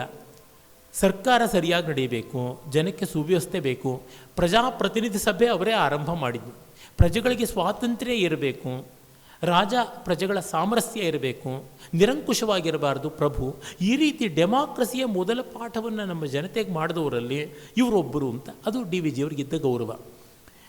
ಅದೇ ವಿ ಪಿ ಮಾಧವರಾಯರು ಕಾನೂನು ನಿರ್ಬಂಧ ಎಲ್ಲ ಮಾಡಿ ಪತ್ರಿಕೆಗಳೇ ಹೊರಡದಂತೆ ಮಾಡಿದ್ರು. ಆಗ ಡಿ ವಿ ಜಿ ಮದ್ರಾಸಿಗೆ ಹೋಗಿ ಅಲ್ಲಿಂದ ಪತ್ರಿಕೆ ಹೊರಡಿಸ್ತಾ ಇದ್ರಂತೆ. ಈ ಥರದ್ದೆಲ್ಲ ಬರ್ತದೆ. ಆದರೆ ಪಾಟಣ್ಕರ್ ಮಾಧವರಾಯರ ಬಗ್ಗೆ ಇವ್ರಿಗೆ ತುಂಬ ಗೌರವ ಇತ್ತು. ಅವ್ರು ಮಾಡಿದ ಒಳ್ಳೆಯ ಕೆಲಸಗಳೇನೋ ಅದನ್ನೆಲ್ಲ ಬರೀತಾರೆ. ಅಂದರೆ ಇವರು ನಿರ್ಮತ್ಸರವಾದ ಮನಸ್ಸು ಹೇಗೆ ಅಂತ ಗೊತ್ತಾಗುತ್ತೆ. ಅವ್ರಿಗಿಂತ ಮುಂಚೆ ಸರ್ ಕೆ ಶೇಷಾದ್ರಯ್ಯರವರು, ಕುಮಾರಮಂಗಳಂ ಶೇಷಾದ್ರಯ್ಯರವರಿದ್ದರು. ಆ ಕಾಲದಲ್ಲಿ ಏನೆಲ್ಲ ಒಳ್ಳೆಯದಾಯಿತು ಅಂತ ಹೇಳ್ತಾರೆ. ಅವರು ತುಂಬ ಧೋರಣೆ ದರ್ಪಿಷ್ಠರಾದವರು. ಎಲ್ಲಿವರೆಗೆ ಅಂತಂದರೆ ಅವರ ಸಭೆಯಲ್ಲಿ ಯಾರೋ ಒಬ್ಬ ಪ್ರಜಾಪ್ರತಿನಿಧಿ ಸಭೆಯಲ್ಲಿ ಎದುರುವಾದಿಸಿದ್ದಕ್ಕೆ ಬಾಯಿ ಬಡಿದು ಕೂಡಿಸ್ಬಿಟ್ರಂತೆ. ಅಂದರೆ ದರ್ಪದಿಂದ ಕೂಡಿಸ್ಬಿಟ್ರಂತೆ. ಆಗ ಅದನ್ನು ತುಂಬ ಮೆಚ್ಚಿಕೊಂಡು ಬ್ರಿಟಿಷ್ ರೆಸಿಡೆಂಟ್ ಇದ್ನಲ್ಲ ಅವನು ಇವರಿಗೆ ಅದನ್ನು ಅಭಿನಂದನ ಪತ್ರ ಬರೆದು ಕಳಿಸಿದ್ನಂತೆ. ಅದನ್ನು ತೆಗೆದುಕೊಂಡು ಹೋಗಿ ತಮ್ಮ ಗೆಳೆಯರಾಗಿದ್ದಂತಹ ಚಂಚಲ್ ರಾವ್ ಅಂತ ಒಬ್ಬರಿಗೆ ತೋರಿಸಿದ್ರಂತೆ. ನೋಡಿ ಬ್ರಿಟಿಷರ್ಸ್ ಎಲ್ಲ ನನ್ನನ್ನು ಹೇಗೆ ಹೊಗಳ್ತಾರೆ ಅಂತ. ಲಾರ್ಡ್ ಕರ್ಜನ್ ಶೇಷಾದ್ರಯ್ಯರಿಗೆ ದೊಡ್ಡ ಫ್ಯಾನ್ ಆಗಿದ್ದ. ಆ ಥರದ್ದು ಕರ್ಜನ್ ಮಹಾ ದುರಹಂಕಾರಿ. ಅವನಿಗೆ ಶೇಷಾದ್ರಯ್ಯರ ಬಗ್ಗೆ ಮೆಚ್ಚುಗೆ ಇತ್ತು. ಹೀಗಾಗಿ ಇವರು ಬ್ರಿಟಿಷರೆಲ್ಲ ನನಗೆ ಮೆಚ್ಚುಗೆ ತೋರಿಸ್ತಾರೆ ಅಂತ ಪತ್ರ ತೋರಿಸಿದ್ರಂತೆ. ಪಿ ಚಂಚಲ್ ರಾಯರು ತುಂಬ ಭಿನ್ನವಾದ ಮನಸ್ತತ್ವದವರು. ಅವರು ಸರ್ಕಾರದಲ್ಲಿ ಉದ್ಯೋಗ ಮಾಡ್ತಾ ಇದ್ದರು. ಒಂದು ಪ್ರೆಸ್ ಬೇರೆ ಇಟ್ಕೊಂಡಿದ್ರಂತೆ. ಪ್ರತಿ ದಿವಸವೂ ವೇದ ಭಾಗಗಳನ್ನು ಪ್ರಿಂಟ್ ಮಾಡೋದಕ್ಕೆ ಅಂತ ಮಂತ್ರಗಳನ್ನು ಬರೆದು, ತಾತ್ಪರ್ಯ ಬರೆದು, ಅರ್ಥ ಬರೆದು, ಪ್ರತಿಪದಾರ್ಥ ಬರೆದು ಎಲ್ಲ ಮಾಡಿ ಕಂಪೋಸ್ ಮಾಡಿದ್ದನ್ನು ಪ್ರೂಫ್ ಎಲ್ಲ ನೋಡಿ ಪುಸ್ತಕಗಳನ್ನು ಪ್ರಿಂಟ್ ಮಾಡಿಸಿ ಹಂಚ್ತಾ ಇದ್ದರಂತೆ. ವೇದನಿಷ್ಠೆ ಅವರಿಗೆ ತುಂಬ ಇತ್ತಂತೆ. ಅವರ ಮಗನಿಗೆ ಪಾಣಿನಿರಾವ್ ಅಂತ ಹೆಸರಿಟ್ಟಿದ್ರಂತೆ. ಚಂಚಲ್ ರಾಯರು ಹೇಳಿದ್ರಂತೆ ಶೇಷಾದ್ರಯ್ಯರಿಗೆ, ಇದು ತುಂಬ ಕೀಳಾದದ್ದು. ನಮ್ಮ ದೇಶದ ಒಬ್ಬ ಜನರ ಬಾಯನ್ನು ನೀನು ಮುಚ್ಚಿಸ್ದೆ ಅಂತ ಬಿಳಿಯ ಚರ್ಮದವನೊಬ್ಬ ಆ ಯುರೋಪಿಯನ್ನು, ಅವನು ಇಂಗ್ಲೆಂಡಿನ ಆ ವ್ಯಕ್ತಿ ನಿನಗೆ ಮೆಚ್ಚುಗೆ ಕೊಟ್ಟರೆ ಏನರ್ಥ? ನೀನು ನಿಮ್ಮ ಜನವನ್ನು ತುಳಿದಿದ್ದಕ್ಕೆ ನಾನು ಕೊಟ್ಟಂಥ ಬಹುಮಾನ ಅಂತ. ನಿನ್ನಂಥವನ ಜೊತೆ ನಾನು ಸ್ನೇಹ ಮಾಡೋಕ್ಕೆ ಇಷ್ಟಪಡೋಲ್ಲ, ಮೊದಲು ಕ್ಷಮೆ ಕೇಳೋವ್ರ ಹತ್ರ ಹೋಗಿ ಬಾಯಿ ಬಡ್ದಿದ್ದು ತಪ್ಪಾಯಿತು ಅಂತ. ಶೇಷಾದ್ರಯ್ಯರು ದೊಡ್ಡವರು. ಮರುದಿವಸ ಪ್ರಜಾಪ್ರತಿನಿಧಿ ಸಭೆಯಲ್ಲಿ ಕ್ಷಮೆ ಕೇಳಿದ್ರಂತೆ, ನಾನು ನೆನ್ನೆ ಹೊರಟಾಗಿ ಮಾತಾಡಿದೆ, ಕ್ಷಮಿಸಿ ಅಂತ. ಇಂಥ ವ್ಯಕ್ತಿತ್ವಗಳನ್ನು ಕುರಿತು ಅವರು ಬರೀತಾರೆ. ಬೆಂಗಳೂರಿಗೆ ಮೊದಲು ನೀರು ತಂದು ಕೊಟ್ಟವರು ಹೆಸರುಘಟ್ಟ ಜಲಾಶಯದ ಮೂಲಕವಾಗಿ ಶೇಷಾದ್ರಯ್ಯರ್. ಡಿ ವಿ ಜಿ ಹೇಳ್ತಾರೆ, ಆಗ ಜನಗಳೆಲ್ಲ ಹೇಳ್ತಾ ಇದ್ರಂತೆ, ನಮಗೆ ಏನು ಬೇಡ, ಶೇಷಾದ್ರಯ್ಯರ್ ಕಾಫಿ ಕೊಡಿ ಸಾಕು ಅಂತ, ನೀರು ಕೊಡಿ ಅಂತ. ಇಡೀ ಭಾರತದಲ್ಲಿ ಎಲೆಕ್ಟ್ರಿಸಿಟಿ ವಿದ್ಯುತ್ ಶಕ್ತಿ ಇಲ್ಲ ಅನ್ನುವಾಗ ಮೊದಲು ವಿದ್ಯುತ್ ಶಕ್ತಿಯನ್ನು ಶಿವನ ಸಮುದ್ರದಲ್ಲಿ ಉತ್ಪಾದನೆ ಮಾಡಿ ತಂದು ಕೊಟ್ಟವರು, ಬೆಳಕನ್ನು ಕೊಟ್ಟಂಥವರು ಶೇಷಾದ್ರಯ್ಯರ್. ನಮ್ಮ ಗಜಾನನ ಶರ್ಮರು ಆ ಬಗ್ಗೆ ಎಲ್ಲ ಬೆಳಕಾಯಿತು ಕನ್ನಡದಲ್ಲಿ ತುಂಬ ಚೆನ್ನಾಗಿ ಬರೆದಿದ್ದಾರೆ. ಅದರಲ್ಲಿ ಡಿ ವಿ ಜಿಯವರ ಗ್ರಂಥಗಳ ಸಾಮಗ್ರಿಯಲ್ಲಿದೆ. ಶೇಷಾದ್ರಯ್ಯರವರು ವಾಣಿವಿಲಾಸ ಸಾಗರವನ್ನು ನಿರ್ಮಾಣ ಮಾಡಿದ್ರು, ಮಾರಿ ಕಣಿವೆ ಅಂತ. ಇವತ್ತಿಗೂ ತುಂಬ ಚೆನ್ನಾಗಿದೆ, ಗಟ್ಟುಮುಟ್ಟಾಗಿದೆ. ತುಂಬ ಎಷ್ಟೋ ಸಾವಿರಾರು ಎಕರೆ ಜಮೀನಿಗೆ ನೀರು ಕೊಡ್ತಾ ಇರ್ತಕ್ಕಂಥದ್ದು. ಆ ಚಿತ್ರದುರ್ಗ ಆ ಥರದ ಬಯಲುಸೀಮೆಯಲ್ಲಿ ಎಷ್ಟು ದೊಡ್ಡ ಕೆಲಸ. ಇಷ್ಟೆಲ್ಲ ಮಾಡಿದ ಶೇಷಾದ್ರಯ್ಯರವರು ಬೆಂಗಳೂರಿನ ಕುಮಾರಕೃಪಾ ಗೆಸ್ಟ್ ಹೌಸು, ಅದು ಅವ್ರ ಮನೆ, ಅವ್ರು ಕಟ್ಟಿದ್ದು. ಆಗ ಅಲ್ಲೆಲ್ಲ ಏನೂ ಜಾಸ್ತಿ ಜನಸಮುದಾಯ ಇರಲಿಲ್ಲ. ಅವ್ರ ಹೆಂಡತಿ ಹೇಳಿದ್ರಂತೆ, ದೊಡ್ಡ ಬಂಗಲೆ ಕಟ್ಟಿದ್ರೆ ನಾನು ಬರೋಲ್ಲ, ಅಲ್ಲಿ ಭಗವಂತನ ಪೂಜೆ ಆಗಬೇಕು, ಮುತ್ತೈದೆಯರು ಅತಿಥಿಗಳು ಬರಬೇಕು, ಸುವಾಸಿನಿಯರು ಪೂಜೆ ಆಗಬೇಕು, ಪುರಾಣ ಪುಣ್ಯಕಥೆ ಆಗಬೇಕು ಅಂತ. ಆಗ ಮಹಾಮಹೋಪಾಧ್ಯಾಯ ತರ್ಕ ಪಂಚಾನನ ವಿರೂಪಾಕ್ಷ ಶಾಸ್ತ್ರಿಗಳು ಅಂತ ದೊಡ್ಡ ವಿದ್ವಾಂಸರನ್ನು ಮನೆಗೆ ಕರೆಸ್ಕೊಂಡ್ರು. ಅವರ ಪ್ರತಿಭೆ ನೋಡಿ ಮೆಚ್ಚಿಕೊಂಡು ಅವರು ಇನ್ನೂ ಚಿಕ್ಕ ವಯಸ್ಸಿನವರು ಶೃಂಗೇರಿಗೆ ಕಳಿಸಿ ಶಿವಾಬೆನ್ ನರಸಿಂಹಭಾರತಿ ಸ್ವಾಮಿಗಳ ಹತ್ರ ವೇದಾಂತ ಪಾಠ ಹೇಳಿಸಿದ್ರು. ತರ್ಕದಲ್ಲಿ ಮಹಾಪಂಡಿತರಾಗಿದ್ದವರು ವೇದಾಂತದ ಕಡೆಗೆ ತಿರುಗಿದ್ರು. ಅವರೇ ಮುಂದೆ ಚಂದ್ರಶೇಖರ ಭಾರತಿ ಸ್ವಾಮಿಗಳಿಗೂ ಗುರುಗಳಾದರು. ಡಿ ವಿ ಜಿಯವರಿಗೂ ವೇದಾಂತ ಪಾಠ ಹೇಳಿದ ಗುರುಗಳು ಅವರೇ ಆದರು. ಅಷ್ಟು ದೊಡ್ಡ ವಿದ್ವಾಂಸರಿಗೆ ಇವರು ಆಶ್ರಯ ಕೊಟ್ಟು ಬೆಳೆಸಿದ್ರು. ಟ್ಯಾಲೆಂಟ್ ನೋಡಿ ಅದನ್ನು ಮುಂದುವರಿಸುವಂತೆ ಮಾಡಿದ್ರು. ಮತ್ತು ತಾವು ಸಾಯೋ ಕಾಲದಲ್ಲಿ ಸನ್ಯಾಸವೂ ತಗೊಂಡ್ರು ಇವರು ಶೇಷಾದ್ರಿಯರು. ರಾಪತ್ ಸನ್ಯಾಸ ಅಂದರೆ ರಾಜ್ಯದ ಆಳ್ವಿಕೆ ಬೇರೆ, ತುಂಬ ದೊಡ್ಡ ದೊಡ್ಡ ಕೆಲಸ ಮಾಡೋದು ಬೇರೆ, ದರ್ಪ ಬೇರೆ. ಹೀಗಿದ್ರೂ ನೋಡಿ ಅವರದೆಲ್ಲ ಇಡಿಯೋಸಿಂಕ್ರಸೀಸ್ ಅಂತೀವಲ್ಲ, ಹೇಗೆ ವ್ಯಕ್ತಿ ವಿಶೇಷಗಳಿತ್ತು ಅಂದರೆ ಶೇಷಾದ್ರಿಯರವ್ರಿಗೆ ಏನಾದರೂ ಅಜೀರ್ಣ ಆದರೆ ಹೊಟ್ಟೆ ಖಾಲಿ ಮಾಡ್ಕೋಬೇಕು ಅಂದರೆ ಏನು ಮಾಡ್ತಿದ್ರು ಗೊತ್ತೇ? ಡಿ ವಿ ಜಿ ಬರೀತಾರೆ, ಅದನ್ನು ತುಂಬ ಚೆನ್ನಾಗಿದೆ. ಕೊನೆ ಸಂಪುಟದಲ್ಲಿ ನಾವು ನೋಡ್ತೀವಿ ಚಿಕಿತ್ಸಾ ಸಂಗ್ರಹ ಅಂತ. ಒಂದು ಬೆಳ್ಳಿಯ ಡಬರಿ, ಇಷ್ಟು ದೊಡ್ಡ ಡಬ್ಬಿ, 1 ಅಡಿಯ ಡಯಾಮೀಟರ್, 1 ಅಡಿ ವ್ಯಾಸ ಇರತಕ್ಕಂಥ ಡಬ್ಬಿ, ಇಷ್ಟತ್ರ. ಆ ಡಬ್ಬಿಯಲ್ಲಿ ಚಿರೋಟಿ ಮಾಡಿಸೋದು, ಒಳ್ಳೆ ತುಪ್ಪದ ಚಿರೋಟಿ ಮಾಡಿಸೋದು. ಈಗೆಲ್ಲ ಇರುವಂಥ ಡಾಲ್ಡಾ ಅಲ್ಲ, ಗಟ್ಟಿ ತುಪ್ಪದ ಚಿರೋಟಿ. 1 ಚಿರೋಟಿ, ಅದ್ರ ಮೇಲೆ 1 ಹಿಡಿಯಷ್ಟು ಸಕ್ಕರೆ, ಆ ಸಕ್ಕರೆಗೆ ಕುಂಕುಮ, ಕೇಸರಿ, ಏಲಕ್ಕಿ ಎಲ್ಲ ಹಾಕಿರ್ತಕ್ಕಂಥದ್ದು. ಆಮೇಲೆ 1 ಚಿರೋಟಿ, ಮತ್ತೆ ಸಕ್ಕರೆ, ಹೀಗೆ 3 ಪದರ ಆದಮೇಲೆ 1 ಹಿಡಿಯಷ್ಟು ಎಪ್ಸಮ್ ಸಾಲ್ಟ್, ಬೇದೆ ಉಪ್ಪು ಅಂತ ಕರೀತಾರೆ, ಅದನ್ನು ಹಾಕೋದು. ಹೀಗೆ ಮಾಡಿ ಇಷ್ಟು ಡಬ್ಬ ತುಂಬ ಆದಮೇಲೆ ಬಿಸಿ ಬಿಸಿ ಗಟ್ಟಿ ಬಾದಾಮಿ ಹಾಲು ಸುರಿಯೋದು, ಅದಕ್ಕೆ ಅಷ್ಟನ್ನು ತಿಂದುಬಿಡೋದು. ಆಮೇಲೆಲ್ಲ ಕ್ಲೀನ್ ಆಗುತ್ತೆ, ಅವತ್ತಿನ್ನೇನೂ ಇಲ್ಲ. ಹೀಗೆ ಮಾಡ್ತಾ ಇದ್ರಂತೆ. ಮತ್ತು ಇನ್ನೊಬ್ಬರು ದಿವಾನರಾಗಿದ್ದವರು ಮಾಧವರಾಯರು, ಅವ್ರ ತಿಂಡಿ ತೀರ್ಥ ಎಲ್ಲ ಹೇಗಿತ್ತು ಅಂತಂದರೆ, ಅವ್ರ ಆಫೀಸಲ್ಲಿ ಕೆಲಸ ಮಾಡೋವಾಗ ಹೀಗೆ ಪೇಪರು ಫೈಲು ಎಲ್ಲ ನೋಡ್ತಾ ಇರೋರು. ಇಲ್ಲ ಪಕೋಡ ತಿಂದು ಎಷ್ಟೋ ಹೊತ್ತಾಯಿತು ಅಂತ ಕೇಳೋರಂತೆ. ಹಿಂದೆ ಅಡುಗೆ ಬಿಟ್ಟ ಇದ್ದು ಪಕೋಡ ತಂದು ಕೊಟ್ಬಿಡ್ಬೇಕು. ತಿಂತಾನೆ, ಅಲ್ಲ ಮೈಸೂರು ಪಾಕನ್ನು ನೀನು ಮಾಡಿ ಯಾವತ್ತು 3 ದಿವಸ ಆಯ್ತಲ್ವ ಮಾಡಿ ಅಂತ. ಒಂದು 5 ನಿಮಿಷದಲ್ಲಿ ಮೈಸೂರು ಪಾಕ್ ಇರಬೇಕು. ಅವರ ಆಫೀಸ್ ಹಿಂದೆ ಒಂದು ಅಡುಗೆ ಮನೆ ಇತ್ತಂತೆ. ಆ ಅಡುಗೆ ಮನೆಯಲ್ಲಿ ದೋಸೆ ಹಿಟ್ಟು, ಇಡ್ಲಿ ಹಿಟ್ಟು, ಕಡಲೆ ಹಿಟ್ಟು, ಪಕೋಡಕ್ಕೆ, ಬಜ್ಜಿಗೆ, ಬೋಂಡಕ್ಕೆ ಹಲವಾರು ಸಿಹಿಗಳಿಗೆ ಬೇಕಾಗಿದ್ದು ಅರ್ಧಂಬರ್ಧ ಸ್ಥಿತಿಯಲ್ಲಿ ಇಟ್ಕೊಂಡಿರೋರಂತೆ. ಯಾವುದು ಕೇಳಿದ್ರೆ ಬಿಸಿ ಬಿಸಿಯಾಗಿ ಮಾಡಿಕೊಡೋದಕ್ಕೆ. ಪುದುಚೇರಿ ದಿವಾನರೊಬ್ಬರಿದ್ದರಂತೆ. ಅವರು ತುಂಬ ಸ್ಥೂಲಕಾಯದ ಹೊಟ್ಟೆ, ಅವರಿಗೆ ಮಡಿ, ಟೇಬಲ್ ಮೇಲೆ ಕೂತ್ಕೊಳ್ಳಲ್ಲ. ಅರೆ ಹೊಟ್ಟೆ ಇರೋದ್ರಿಂದ ಕೆಳಗೆ ಕೂತು ಊಟ ಮಾಡೋಕ್ಕಾಗೋಲ್ಲ. ಅದಕ್ಕೆ ಕೆಳಗೆ ಕೂತ್ಕೊಂಡ್ಮೇಲೆ ಒಂದು ಅರ್ಧ ಚಂದ್ರಾಕಾರದ ಟೇಬಲ್ನ ಹೊಟ್ಟೆಗೆ ಸಿಕ್ಕಿಸ್ಕೊಂಡು ಬಿಟ್ಟಿರಂತೆ. ಇಲ್ಲಿಂದ ಅಲ್ಲಿವರೆಗೂ ಎಲೆಗಳು ಎಲ್ಲ ತಿಂದುಕೊಂಡಿರೋರಂತೆ. ಇಂಥ ವಿನೋದಗಳ ದಿವಾನರದ ಬಗ್ಗೆ ಬರೀತಾರೆ ಡಿ ವಿ ಜಿ. ಮಿರ್ಜಾ ಇಸ್ಮಾಯಿಲ್ರ ಬಗ್ಗೆ ಬರೀತಾರೆ. ಅವರ ಉದಾರತೆ ಎಷ್ಟು ಅಂತ ಅನ್ನೋದು ನೋಡಿ. ಅವ್ರು ತೀರ್ಕೊಂಡಿದ್ದ ದಿವಸ ಡಿ ವಿ ಜಿಯವರು ಸ್ಮಶಾನಕ್ಕೆ ಹೋಗಿ ಕೃತಜ್ಞತೆ ಸಲ್ಲಿಸಿ ಬರ್ತಾರೆ. ಆಗ ಹೊರಗಡೆ ಬಂದಾಗ ಒಬ್ಬ ಸಾಮಾನ್ಯ ಬಡ ವ್ಯಕ್ತಿ, ಹಿಂದೂ ಬಡವ ಒಬ್ಬ, ಹರಕು ಬಟ್ಟೆ ಹಾಕ್ಕೊಂಡವನು ಅಳ್ತಾ ಇದ್ದಂತೆ. ಡಿ ವಿ ಜಿ, ಯಾರಪ್ಪ ನೀನು, ಯಾಕೆ ಅಳ್ತಾ ಇದೆಯಾ ಅಂದರೆ, ಸ್ವಾಮಿ ಅಂತ ದೊಡ್ಡವರು ಹೊರಟೋಗ್ಬಿಟ್ರಲ್ಲ ಅಂತ. ನಿನಗೇನು ಉಪಕಾರ ಮಾಡಿದ್ರಪ್ಪ ಹೇಳು ಅಂದರೆ, ಏನಿಲ್ಲ ಸ್ವಾಮಿ, ನಾನು ಒಂದು ಇಂಥ ಪೇಟೆನಲ್ಲಿದ್ದೀನಿ. ಆ ಕಾಲದಲ್ಲಿ ಬೆಂಗಳೂರು ಚಿಕ್ಕಪೇಟೆ, ಬಳೆಪೇಟೆ ಅಲ್ಲೆಲ್ಲ ಜನವಸತಿ ಚೆನ್ನಾಗಿತ್ತಲ್ಲ, ಈಗಿನ ಥರ ಬರೀ ಕಮರ್ಷಿಯಲ್ ಏರಿಯಾ ಅಲ್ಲ. ಅಲ್ಲಿದ್ದೀನಿ. ಮನೆ ಆಕೆ ಬಸರಿ ಗರ್ಭಿಣಿ. ನೀರಿಗೆ ಪಬ್ಲಿಕ್ ಟ್ಯಾಪ್ಸ್ ಆಗಲೇ ಇದ್ವು, ಸಾರ್ವಜನಿಕ ಕೊಳಾಯಿಗಳು. ಅರೆ ತುಂಬ ದೂರದಲ್ಲಿತ್ತು. ಅಲ್ಲಿ ಮುಷ್ಟಿಯುದ್ಧ, ಬಿಂದಿಗೆ ಯುದ್ಧ ಎಲ್ಲ ಮಾಡಬೇಕಾಗಿತ್ತು. ಹಾಗಾಗಿ ಅವಳಿಗಾಗದೆ ಒಂದು ದಿವಸ ಪಾಪ ಹೋದವಳು ತುಂಬ ಬಸರಿ, ನೀರೂ ಸಿಗದೆ, ಜಗಳ ಆಡೋಕ್ಕಾಗದೆ ಖಾಲಿ ಕೊಡದಲ್ಲಿ ಬಂದ್ಲಂತೆ. ಆಗ ದಿವಾನರಾಗಿದ್ದಂಥ ಮಿರ್ಜಾ ಇಸ್ಮಾಯಿಲ್ರು ಪ್ರತಿ ದಿವಸ ಬೆಳಗ್ಗೆ ಕುದುರೆ ಮೇಲೆ ಕೂತ್ಕೊಂಡು ಬೆಂಗಳೂರಿನ ಅಥವಾ ಅವ್ರು ಯಾವ ಊರಲ್ಲಿರ್ತೀರೋ ಆ ಊರಿನ ಎಲ್ಲ ಭಾಗಗಳನ್ನು ನೋಡ್ತಾ ಇದ್ರಂತೆ. ಓಡಾಡ್ಕೊಂಡು ತಾವೇ ಇನ್ಸ್ಪೆಕ್ಟ್ ಮಾಡೋರಂತೆ. ಹಾಗೆ ನೋಡಿ ಅವ್ರ ಜೊತೆಗೆ ಬಂದ ಒಬ್ಬ ಕೆಲಸದವನಿಗೆ, ಆ ಹೆಣ್ಣು ಮಗಳು ಎಲ್ಲಿಗೆ ಹೋಗ್ತಾಳೆ, ಯಾವ ಮನೆ ಅಂತ ಹೇಳು ಅಂಥೇಳಿ ಅಲ್ಲಿ ಬಂದತ್ತ ಒಬ್ಬರು ಕಾರ್ಪೊರೇಷನ್ನ ಅಧಿಕಾರಿಗಳಿಗೆ ಹೇಳಿದ್ರಂತೆ, ನಾಳೆ ದಿವಸ ಆ ಹೆಣ್ಣು ಮಗಳ ಮನೆ ಹತ್ತಿರ ಆ ಬೀದಿಗೆ ಒಂದು ನಲ್ಲಿ ಹಾಕಿ ಅಂತ. ಮರುದಿವಸವೇ ಆಯ್ತಂತೆ. ಇಂಥವರು ಸ್ವಾಮಿ ಬಡವರ ಕಷ್ಟ ನೋಡ್ಕೊಂಡು ತಕ್ಷಣ ಮಾಡ್ತಾ ಇದ್ದವರು ಅಂತ. ಈ ರೀತಿಯಾದದ್ದನ್ನು ಮಾಡೋದು ಎಷ್ಟು ವಿಶೇಷ, ಅಂತಹ ಕೆಲಸವನ್ನು ಇವರು ಹೇಳಿದ್ದಾರೆ. ಆದರೆ ಮಿರ್ಜಾ ಇಸ್ಮಾಯಿಲ್ರು ಸುಲ್ತಾನ್ಪೇಟೆ ಗಣಪತಿ ಗಲಭೆ ಅಂತ ದೊಡ್ಡ ಕುಖ್ಯಾತವಾದಂಥದ್ದಾಯಿತು. ಬ್ರಿಟನ್ ಪಾರ್ಲಿಮೆಂಟಲ್ಲೂ ಕೋಲಾಹಲ ಬಂತು. ಅಲ್ಲಿ ಪಕ್ಷಪಾತ ಮಾಡಿದ್ರು ಅಂತ ಬೇಸರ ಆಯಿತು ಡಿ ವಿ ಜಿಯವರಿಗೆ. ಮಾತು ಬಿಟ್ಬಿಟ್ರು. ಕೊನೆಗೆ ಇವರಿಬ್ಬರಿಗೆ ಮಾತನ್ನು ಸೇರಿಸಿದವರು ರೈಟ್ ಆನರಬಲ್ ಶ್ರೀನಿವಾಸ ಶಾಸ್ತ್ರಿ ಅಂತ 6ನೇ ಸಂಪುಟದಲ್ಲಿ ಅವ್ರ ಬಗ್ಗೆ ಇದೆ. ಇಡೀ ಜ್ಞಾಪಕ ಚಿತ್ರಶಾಲೆಯಲ್ಲಿ ಅತ್ಯಂತ ಉದ್ದವಾದ ಭಾಗ ಶ್ರೀನಿವಾಸ ಶಾಸ್ತ್ರಿಗಳ ಬಗ್ಗೆ, ಆಮೇಲೆ ವಿಶ್ವೇಶ್ವರಯ್ಯನವರು, ಮತ್ತು ಬೆಳ್ಳಾವಿಯವರ ಬಗ್ಗೆ. ಇವರು 3 ಜನರ ಬಗ್ಗೆ ದೀರ್ಘವಾದ ಬರವಣಿಗೆ ಮಾಡಿದ್ದಾರೆ. ಇರಲಿ, ಹಾಗೆ ಮಾಡಿದ ಮೇಲೆ ಮಿರ್ಜಾ ಇಸ್ಮಾಯಿಲ್ರು ಡಿ ವಿ ಜಿ ಮಾತು ಬಿಟ್ಬಿಟ್ರಲ್ಲ, ಹೀಗೆ ಇವ್ರ ಮಾತು ಬಿಟ್ಟು ಆಕ್ಷೇಪ ಮಾಡಿ ಪತ್ರಿಕಾ ಲೇಖನ ಬರೆದ ಮರುದಿವಸವೇ DVG ಟೈಫಾಯ್ಡ್ ಬಂದು ವಿಕ್ಟೋರಿಯಾ ಹಾಸ್ಪಿಟ್ಲಿಗೆ ಸೇರಿಬಿಟ್ರು. ದಿವಸ ಬೆಳಗ್ಗೆ ಅವರಿದ್ದ ವಾರ್ಡ್ ಕಿಟಕಿಗೆ ಮೊದಲು ಬಂದು ವಿಶ್ ಮಾಡ್ತಾ ಇದ್ದಿದ್ದು ಯಾರು ಗೊತ್ತೇ? ಮಿರ್ಜಾ ಇಸ್ಮಾಯಿಲ್ರು. ಇಷ್ಟು ದೊಡ್ಡವರು. ರಾಜಕಾರಣದ ತಗಾದೆ ಬೇರೆ, ವ್ಯಕ್ತಿಗತವಾದದ್ದು ಬೇರೆ. DVG ಬರೀತಾರೆ, ನಾನು ಒಂದು ತಿಂಗಳ ಮೇಲೆ ಹಾಸ್ಪಿಟಲಲ್ಲಿದ್ದೆ, ಪ್ರತಿ ದಿವಸ ಬೆಳಗ್ಗೆ ಮೊದಲು ಬಂದು ಗುಡ್ ಮಾರ್ನಿಂಗ್ ಹೇಳ್ತಾ ಇದ್ದವರು ಮಿರ್ಜಾ ಇಸ್ಮಾಯಿಲ್ರು. ಕುದುರೆ ಮೇಲೆ ಬಂದು ಅಲ್ಲಿ ಹೇಳಕ್ಕೆ ಹೋಗ್ತಾ ಇದ್ರಂತೆ. ಈ ಥರದ ವ್ಯಕ್ತಿತ್ವ, ಈ ಥರದ ಪ್ರೀತಿ.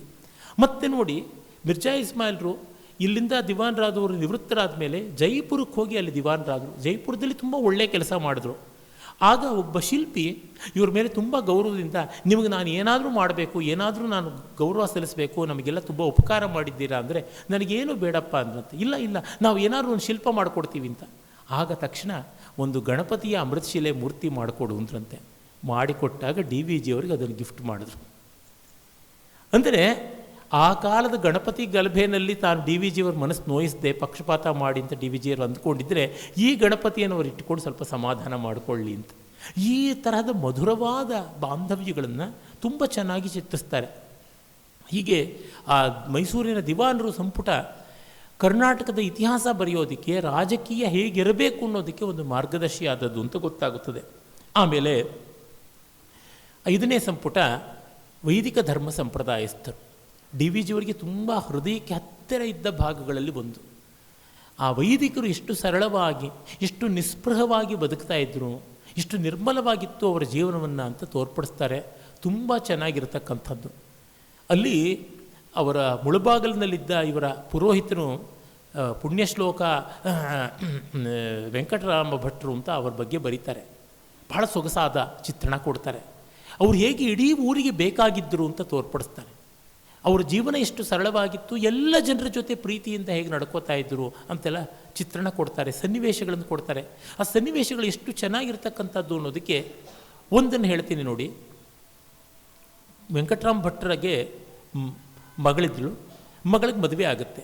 ಆ ಊರಿನಲ್ಲಿ ದೇವದಾಸಿಯರು ಸಾಕಷ್ಟು ಜನ ಇದ್ದರು. ಮುಳುಬಾಗಿಲಿನಲ್ಲಿ ಸೋಮೇಶ್ವರನ ದೇವಸ್ಥಾನ, ಆಂಜನೇಯ ಸ್ವಾಮಿ ದೇವಸ್ಥಾನ, ಎಲ್ಲ ಹಲವು ದೇವಸ್ಥಾನಗಳಿವೆ. ಆ ದೇವಸ್ಥಾನದ ಸೇವೆ ಮಾಡ್ತಾ ಇದ್ದಂಥ ದೇವದಾಸಿಯರು, ಅವ್ರುಗಳಿಗೆಲ್ಲ ಇವರೇ ಗೆಜ್ಜೆ ಪೂಜೆ ಶಾಸ್ತ್ರ ಮಾಡಿಸೋದು, ಅವ್ರ ಜಾತಕ ನೋಡೋದು, ಮತ್ತು ದೇವರ ಜೊತೆ ಅವ್ರಿಗೆ ಮದುವೆ ಮಾಡಿಸ್ತಕ್ಕಂಥದ್ದು. ಆಮೇಲೆ ಅವ್ರ ಮನೆಯಲ್ಲಿ ಯಾವುದೇ ಉತ್ಸವ ಪೂಜೆ ಆದರೆ ಇವರೇ ಹೋಗಿ ಮಾಡಿಸೋದು ಎಲ್ಲ ಇತ್ತು. ಅವ್ರಿಗೇನಾದ್ರು ನಾಟ್ಯಶಾಸ್ತ್ರ ಇತ್ಯಾದಿ ವಿಷಯದಲ್ಲಿ ಸಂದೇಹ ಬಂದರೂ ಹೇಳ್ತಾ ಇದ್ರಂತೆ. ಅಂಥ ದೊಡ್ಡ ವ್ಯಕ್ತಿ. ಅದಕ್ಕೆ ಅವರು, ನಿಮ್ಮ ಮಗಳ ಮದುವೆಯಲ್ಲಿ ನಾವು ಬಂದು ನೃತ್ಯ ಮಾಡ್ತೀವಿ ಅಂದಂತೆ.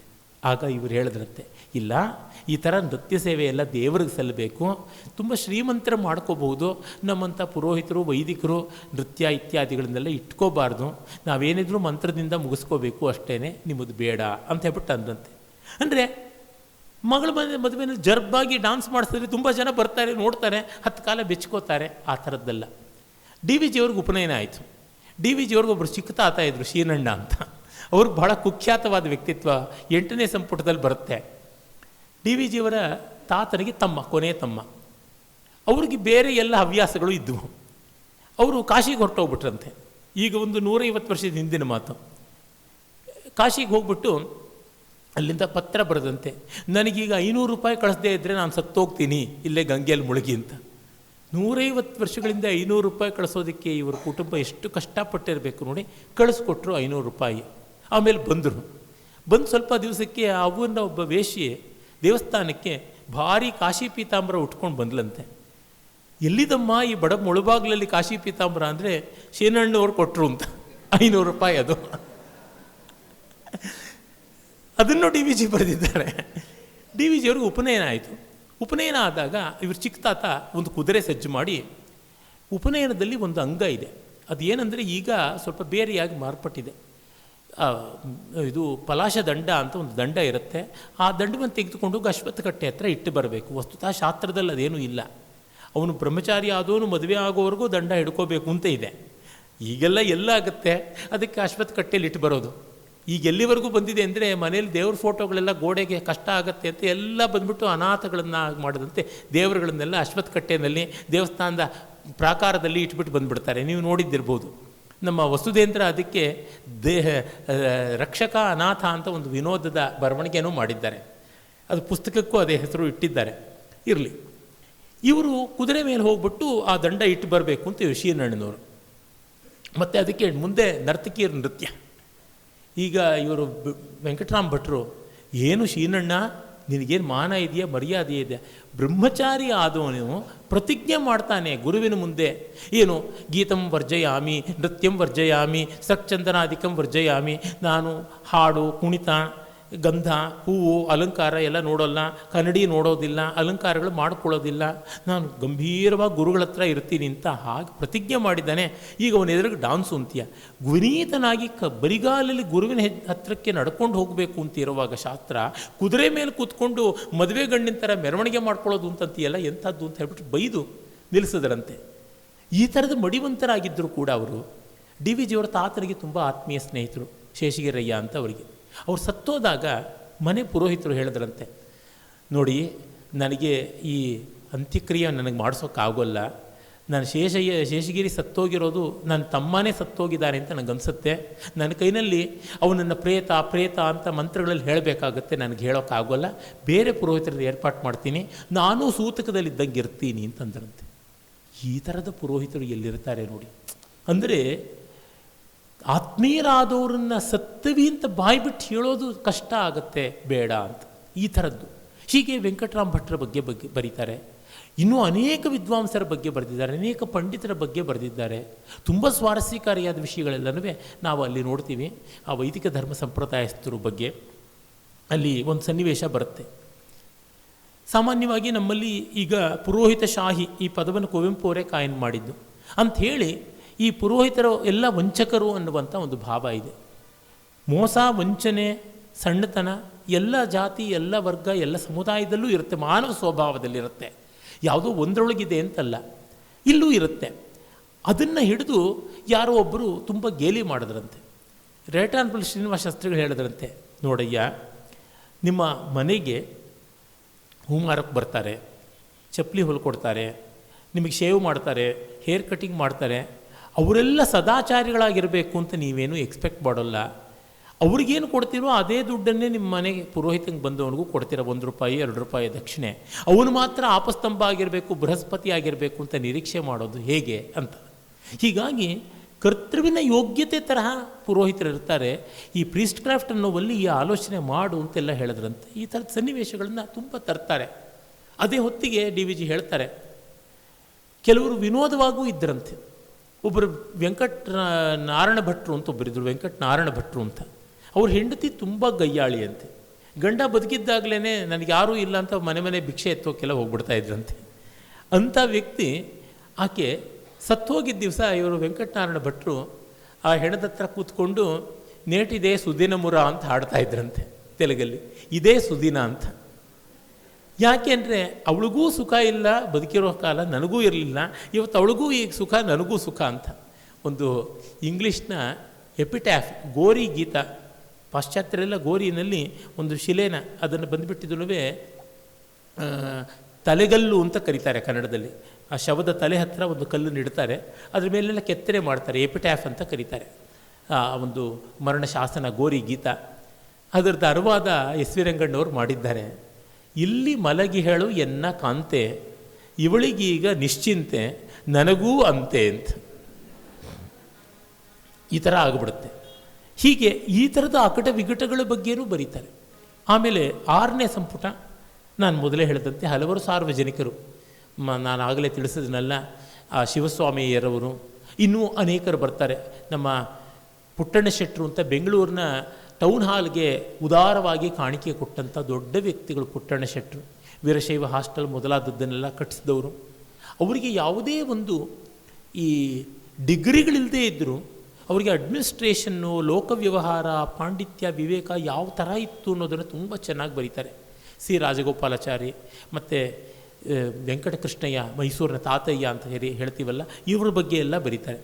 7ನೇ ಸಂಪುಟದಲ್ಲಿ ಹೃದಯ ಸಂಪನ್ನರು ಅಂತ, ಅಲ್ಲಿಯೇ ಪ್ರೊಫೆಸರ್ ಎಂ ಹಿರಿಯಣ್ಣನವ್ರ ಬಗ್ಗೆ ಮತ್ತು ಡಿ ವಿ ಜಿಯವರಿಗೆ ಗುರುವಿನಂತೆ ಅವರು ಭಾವಿಸಿಕೊಂಡ ನರಸಿಂಹಮೂರ್ತಿ ಅನ್ನೋರ ಬಗ್ಗೆ, ಇನ್ನೂ ಅನೇಕರ ಬಗ್ಗೆ ಬರೆದಿದ್ದಾರೆ. ಹಿರಿಯಣ್ಣನವರಂತೂ ಪರಿಪೂರ್ಣತೆಯ ಸಾಕಾರ ಅಂತಾಗಿದ್ದವರು, ಮಹಾವಿದ್ವಾಂಸರು, ಅಷ್ಟು ಸರಳರಾದವರು. ಅವ್ರ ಹತ್ರ ಇಷ್ಟು ಸರಳತೆ ಇತ್ತು, ಅಷ್ಟು ಪ್ರಾಮಾಣಿಕತೆ ಇತ್ತು. ಯಾರೋ ಒಬ್ಬರು ವಿದ್ವಾಂಸರು ಬಂದು ಒಂದು ಪುಸ್ತಕನ ಅವ್ರಿಗಿಟ್ಟು, ಈ ಪುಸ್ತಕ ನಾನು ಬರೆಯೋದಕ್ಕೆ ಇಷ್ಟು ಕಷ್ಟಪಟ್ಟೆ, ಅಷ್ಟು ಕಷ್ಟಪಟ್ಟೆ, ಇಷ್ಟು ಲೈಬ್ರರಿಗೆ ಹೋದೆ, ಅಷ್ಟೆಲ್ಲ ಪುಸ್ತಕಗಳು ಓದಿದೆ, ಇಷ್ಟು ವರ್ಷ ತೊಗೊಂಡೆ ಅಂತೆಲ್ಲ ಹೇಳಿ ಹಿಂಗೆ ಕೊಟ್ಟರಂತೆ ಪುಸ್ತಕವನ್ನು. ಅಷ್ಟು ಕೇಳ್ತಾ ಇದ್ದವರು ಹಿರಿಯಣ್ಣನವರು ಅದೆಲ್ಲ ಆದಮೇಲೆ ಅವ್ರ ಕೈಗೆ ತಿರ್ಗಾ ಪುಸ್ತಕ ಕೊಟ್ಬಿಟ್ಟು ಹಿಂಗೆ ಕೈ ಮುಗಿದ್ರಂತೆ. ಆಯ್ತಲ್ಲ ಅಲ್ಲಿಗೆ. ಹಿರಿಯಣ್ಣನವ್ರ ಬಗ್ಗೆ DH ಚಿಂಗಲ್ಸ್ ಅಂತ ಮಹಾವಿದ್ವಾಂಸ ಇದ್ದರು ಅಮೆರಿಕಾದಲ್ಲಿ. ಅವ್ರು ಹೇಳ್ತಾರೆ, here was A scholar who never wrote A useless word ಅಂತ. ನಿಷ್ಪ್ರಯೋಜಕವಾದ ಒಂದು ಪದವನ್ನು ಬರೀಲಿಲ್ಲ ಅಂತ. ಅಂಥ ವಿದ್ವಾಂಸರು ಹಿರಿಯಣ್ಣನವರು. ಅವರು ಯಾವ ಒಂದು ವಿಷಯದಲ್ಲೂ ದುಡುಕದೆ ಮಾತಾಡ್ತಾಯಿದ್ರು, ಎಚ್ಚರದಿಂದ ಮಾತಾಡ್ತಾಯಿದ್ರು, ಸೌಮ್ಯವಾಗಿ ಬರೀತಾಯಿದ್ರು. ಅಂಥವ್ರ ವ್ಯಕ್ತಿತ್ವ ಎಷ್ಟು ಪಾರದರ್ಶಕವಾದದ್ದು ಅಂತ ಹೇಳ್ತಾರೆ. ಅವ್ರು ನೋಡಿ, ಅವರ ಕೊಠಡಿನಲ್ಲಿ ಒಂದು ಕುರ್ಚಿ, ಒಂದು ಬೆಂಚು, ಒಂದು ಸ್ಟೂಲು, ಒಂದು ಚಾಪೆ ಇಷ್ಟೇ ಇರ್ತಿತ್ತು. ನಾನು ನೋಡಿದ್ದೀನಿ ಹಿರಿಯಣ್ಣನವರ ಮೊಮ್ಮಕ್ಕಳು ಮನೆಯನ್ನು ಕಾಪಾಡಿಕೊಂಡಿದ್ದ ಮನೆ ಮೈಸೂರಿನಲ್ಲಿ ಈಗಲೂ ಇದೆ, ನೋಡಿದ್ದೀನಿ. ಚಿಕ್ಕ ಕೊಠಡಿ, ಆ ಕೊಠಡಿ ಹಿಂದೆಯೇ ಸಣ್ಣ ಲೈಬ್ರರಿ ಅದೆಲ್ಲ ಇತ್ತು. ಅವರ ಪುಸ್ತಕ ಸಂಗ್ರಹವನ್ನು ನಾನು ನೋಡಿದ್ದೀನಿ. ಅವನ್ನೆಲ್ಲ ಬೇರೆ ದೇಶದಲ್ಲಾಗಿದ್ದರೆ ನ್ಯಾಷನಲ್ ಮಾನ್ಯುಮೆಂಟ್ ಆಗಿ ಮಾಡ್ತಾಯಿದ್ರು. ಆ ಕೊಠಡಿಗೆ ಬಂದ ಯಾರಿಗೂ, ಯಾರೇ ಆಗಿರಲಿ ಅತಿಥಿ, ತನ್ನ ವಿದ್ಯಾರ್ಥಿಯೇ ಆಗಿದ್ದರೂ ಕುರ್ಚಿ ಮೇಲೆ ಕೂಡಿಸಿ ತಾವು ಸ್ಟೂಲ್ ಮೇಲೆ ಕೂತ್ಕೊಳ್ಳೋರಂತೆ. ಇನ್ನು ಕೆಲವರು ಬಂದಾಗಲಂತೂ ನಿಂತೇ ಇದ್ದು ಬಿಡೋರಂತೆ. ರೈಟ್ ಆನರಬಲ್ ಶ್ರೀನಿವಾಸ ಶಾಸ್ತ್ರಿಗಳು ಹೋದಾಗ ಅವ್ರನ್ನ ಕೂಡಿಸ್ಬಿಟ್ಟು ಇವ್ರು ನಿಂತ್ಕೊಂಡ್ರಂತೆ. ತಕ್ಷಣ ಶ್ರೀನಿವಾಸ ಶಾಸ್ತ್ರಿಗಳು ತಾವು ಎದ್ದು ನಿಂತ್ಕೊಂಡು, ನೋಡಿ ನೀವು ಕೂತ್ಕೊಳ್ಳೋದೇ ಇದ್ದರೆ ನಾನು ಕೂತ್ಕೊಳ್ಳೋದಿಲ್ಲ ಅಂತಂದ್ರಂತೆ. ಅವರು ನಿಲ್ಲೋಕ್ಕೆ ಆಗ್ತಾ ಇರಲಿಲ್ಲ ಶ್ರೀನಿವಾಸ ಶಾಸ್ತ್ರಿಗಳಿಗೆ, ಅನಾರೋಗ್ಯ. ಈ ಥರದ ವ್ಯಕ್ತಿ ಗೌರವ ಇತ್ತು. ಮತ್ತು ಹಿರಿಯಣ್ಣನವರು ಗುಪ್ತದಾನ ಮಾಡ್ತಾಯಿದ್ರು. ವಿದ್ಯಾರ್ಥಿಗಳಿಗೆ ವಿದ್ಯಾವೇತನ ಈ ಥರ ಸಹಾಯ ಮಾಡೋರು, ಬಡ ಮಕ್ಕಳಿಗೆಲ್ಲ. ಅವ್ರಿಗೂ ತುಂಬ ಕಷ್ಟ ಇತ್ತು, ಆದರೂ ಆ ಇದ್ದಿದ್ರೊಳಗೆ ಮಾಡ್ತಾಯಿದ್ರು. ಆದರೆ ಒಂದು ನಿಯಮ ಏನಂದರೆ, ಯಾರೂ ಕೂಡ ಹಿರಿಯಣ್ಣನವರು ಇವ್ರಿಗೆ ದುಡ್ಡು ಕಟ್ಟರು ಅಂತ ಯಾರಿಗೂ ಹೇಳಬಾರ್ದು ಅಂತ.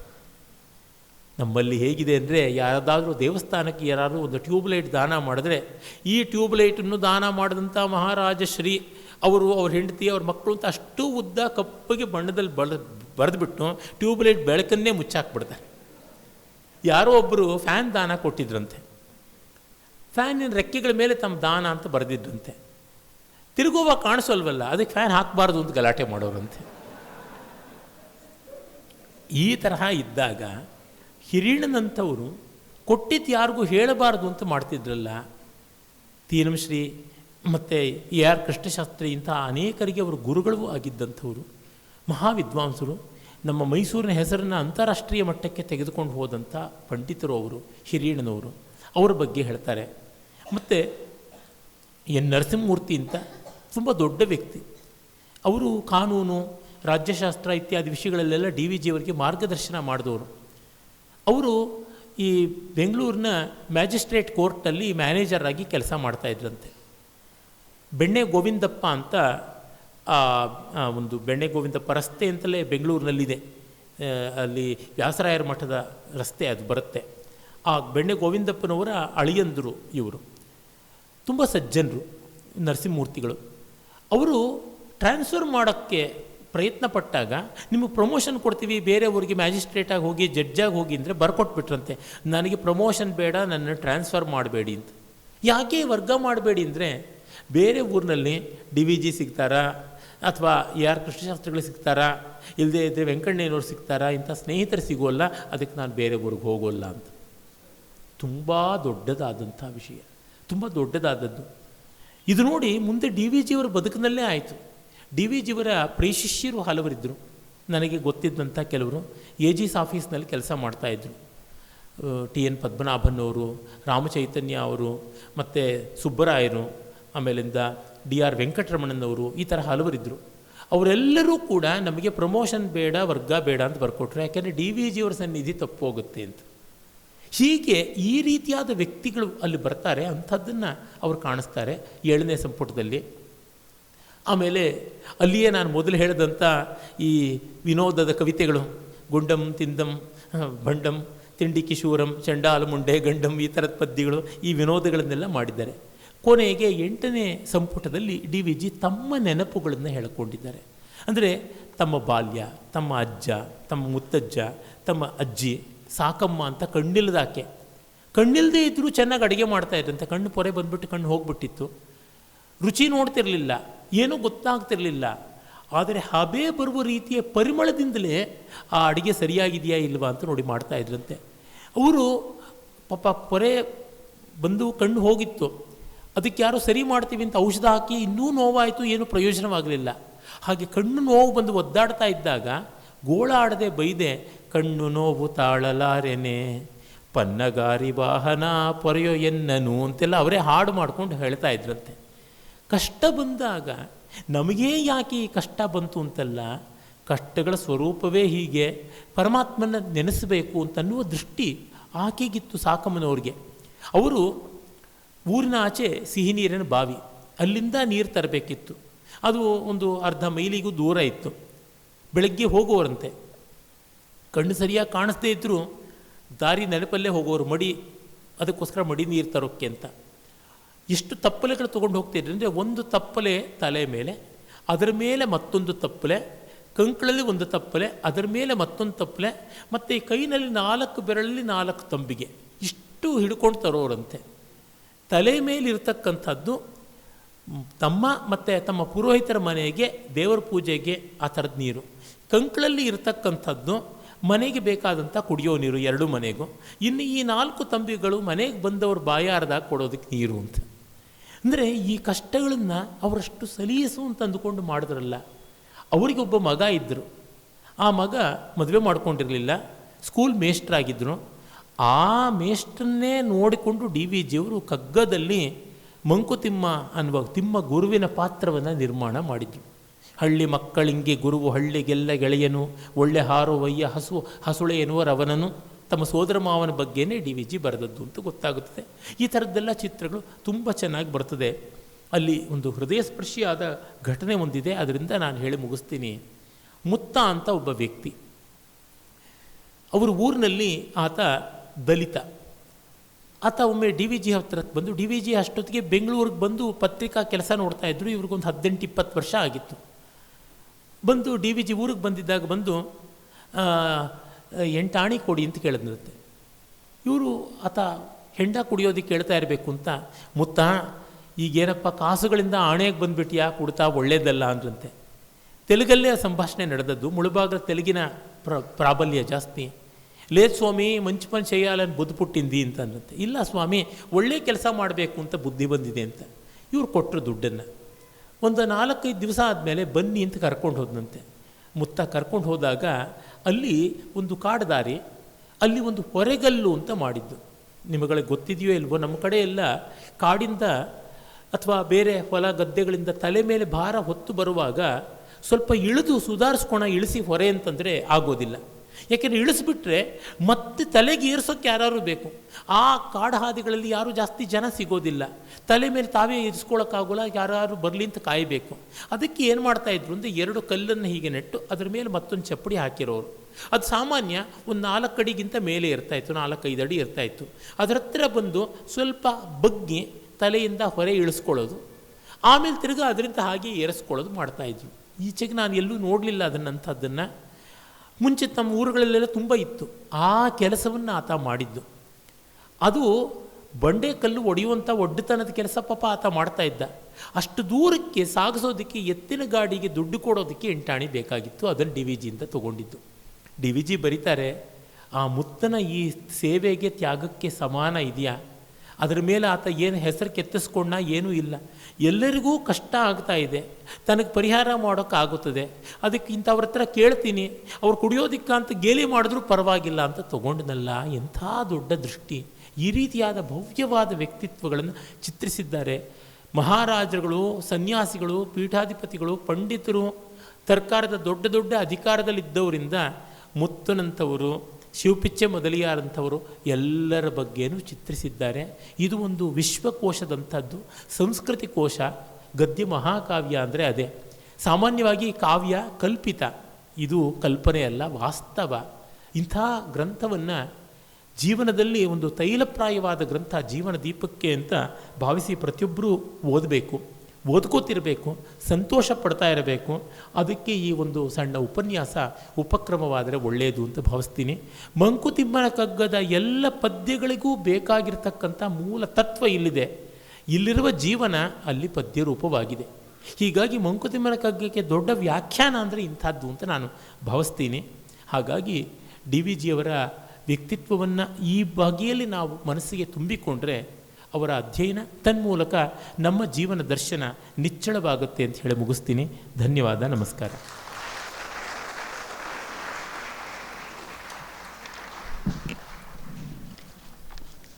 ಧನ್ಯವಾದಗಳು ಸರ್. ನೆನಪಿನ ಚಿತ್ರಗಳನ್ನು ನಮ್ಮೆದುರು ಕಟ್ಟಿಕೊಟ್ಟ ನಿಮ್ಮ ಜ್ಞಾಪಕ ಚಿತ್ರಶಾಲೆ ನಿಜಕ್ಕೂ ವಿಸ್ಮಯಕಾರಿ. ಅಷ್ಟೊಂದು ನೆನಪಿನ ವಿಷಯಗಳನ್ನು ನಮ್ಮೊಂದಿಗೆ ಹೇಳ್ತಾ ಅವರು ಜ್ಞಾನವನ್ನು ಕುರಿತಾದು ಹೇಳಿದಂಥ ಒಂದು ಮಾತು ನಂಗೆ ನೆನಪಾಗುತ್ತೆ.